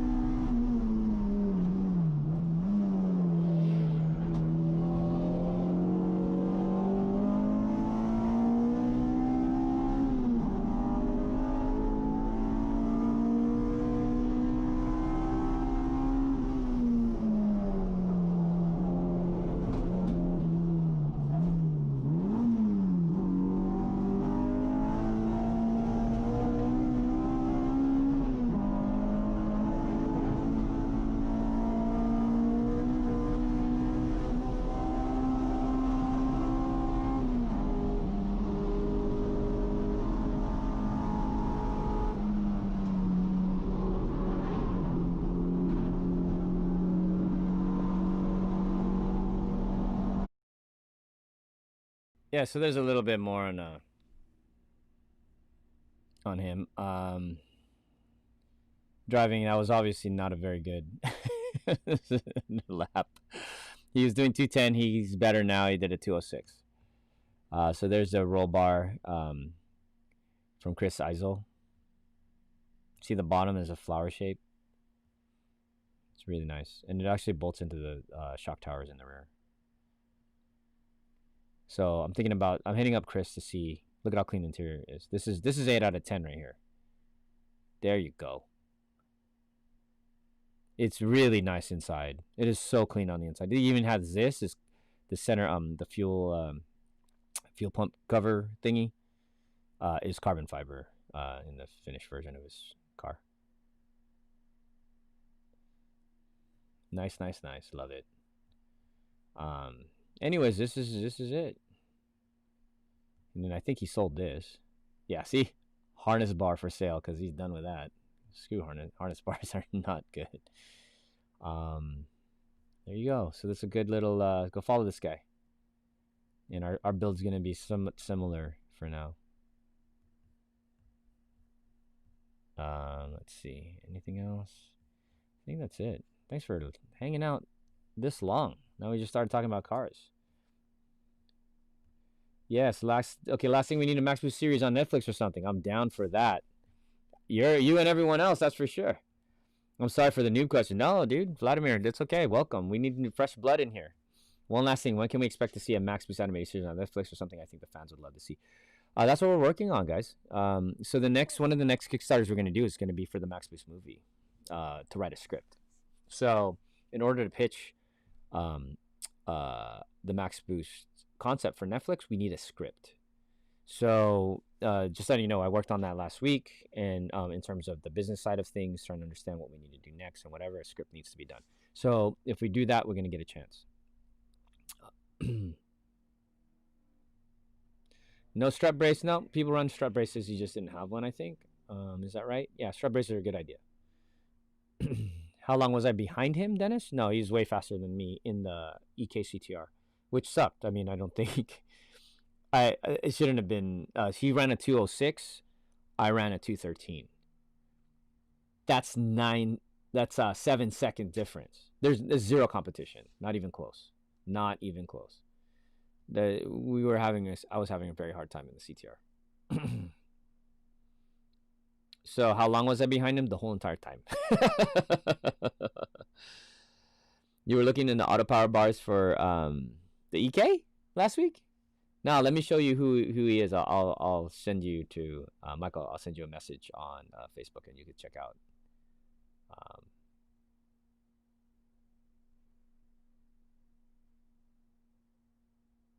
All right, so I think this is Mr. Mouse said granny shifting. Yeah, no, he didn't understand that combination at Cotton Corners. So that was his first time at Buttonwillow. He's only been there twice, so he already did a 206 in this car, by only being at Buttonwillow twice, running on some pretty nice tires. So yep. And he also said, you know, it's interesting. He goes, dude, I've had people come up to me to buy this Midori off of me, the Midori Civic, because they're rare. And I said, I know. And he's like, yeah, he's like, people are coming up to me, he's like, $8,000. I'm like, dang, $8,000. Oh, Lin Lee says, how about that jacket from last week planned for that production? If yes, I would like to buy one. No joke. No worries, no. No worries. Unless I sell it to Egri, then I can't. I don't have any to make copies of. Just kidding. All right, guys, you ready? Yannick, are you still there? Let me know if you're there, Yannick. I need to know if Yannick's in there, man. Yannick, you need to let me know because you're gonna be part of the contest here. Let's see. All right, so I think that's it, man. I'm glad you guys had a good. Hopefully, you guys had a good time. We just, dude, I seriously just chilled with you guys for almost 3 hours. Thank you for chilling with me for almost 3 hours. Is that cool? And most of you seem like you stayed on. The 3 hours of hanging out. You'll support it. Egger's always supporting, man. Thank you. No problem, bro. Appreciate you. Okay, Yannick. All right. So here is the contest to win. Let's see. Something from Max Boost. So the game was, so this is a 3-hour show. So if you're still here at the end, you definitely get to have a chance to win. And so all right, Yannick says he's still in the house. So this is what's gonna happen, Yannick. The way you're gonna win is gonna be a question that is gonna be related to Yannick and what he's got going on. All right, Yannick. So you got to pay attention here.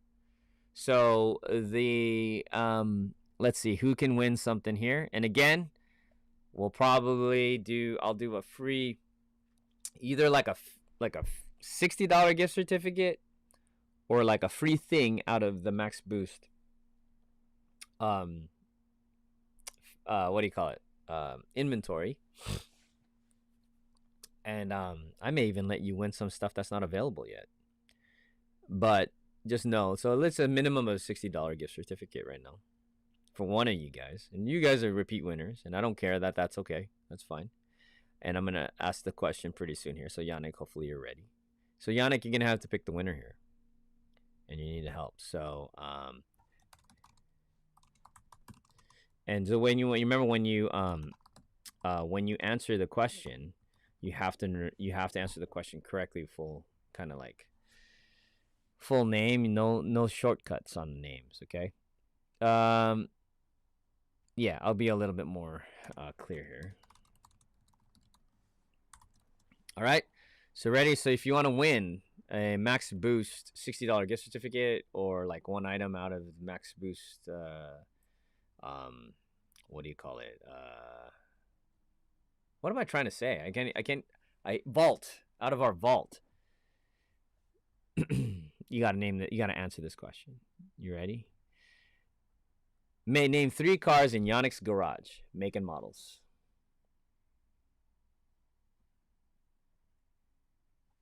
There you go. Name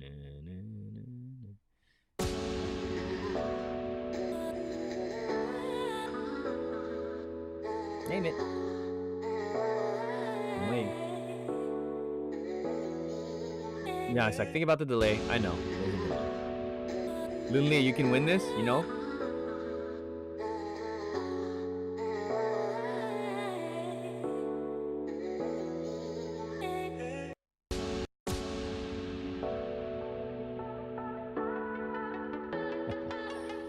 Make and models.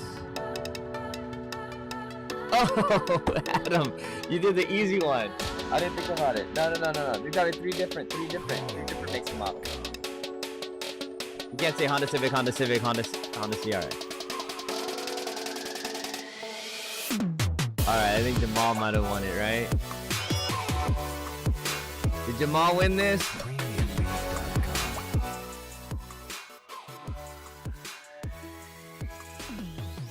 Well, you gotta see with Yannick. Yannick has to say so.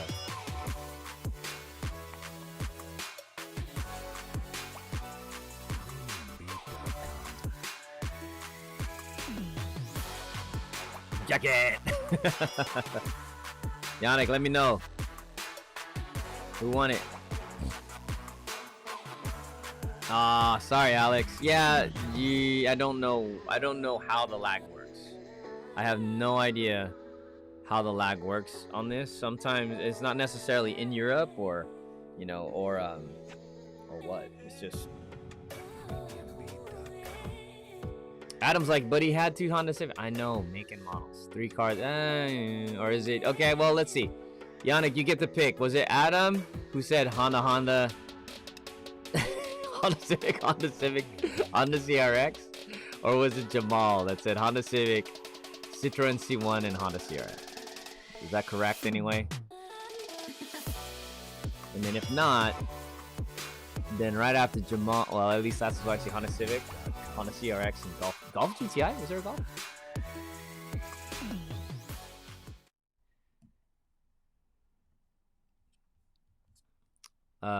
I don't see Jan. Oh, yeah. Okay. You think Jamal has it, but did you see Adam's answer? Adam's like fighting for it. He's like, that counts, Jamal. Haha. Well, that's true. It kind of does count.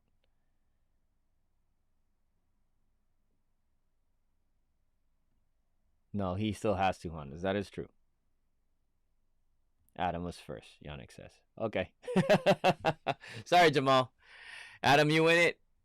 Send us an email at hello@maxboost.com, and we will tell them that you won the Max Boost Monday, a $60 gift certificate. Congratulations, you won. See how easy? This is like the easiest place to win something. You don't have to do some crazy, raffles or any of that kind of stuff. You come in here winning $60 worth of stuff every Monday, $100, sometimes $200 something dollars, like Michael Bush. Sometimes we send out crazy stuff. We still got more stuff to send out. And, yeah. Alex says, it's all good. I came here to chill with the fam. Winning a prize is just a bonus. I hope you guys think it that way. You know, you guys, if you're here to win the thing, I don't know. Hopefully you guys have fun. And I have fun with you guys. Yeah, it'd be really cool to be. There's one thing where I'm like, yeah, you guys get to win a lot. Yeah, because you guys come back every freaking Monday. And then there'd be another also kind of cool where like there's so many people watching, we have no idea who will win, you know. But again, it's so cool that you guys are here. And so spending another Monday with you guys, another almost 3 hours hanging out with you guys, and most of you stayed on. Really appreciate you guys. Thank you to everyone. And hopefully next week we talk about the track weekend. I'll get some videos together. And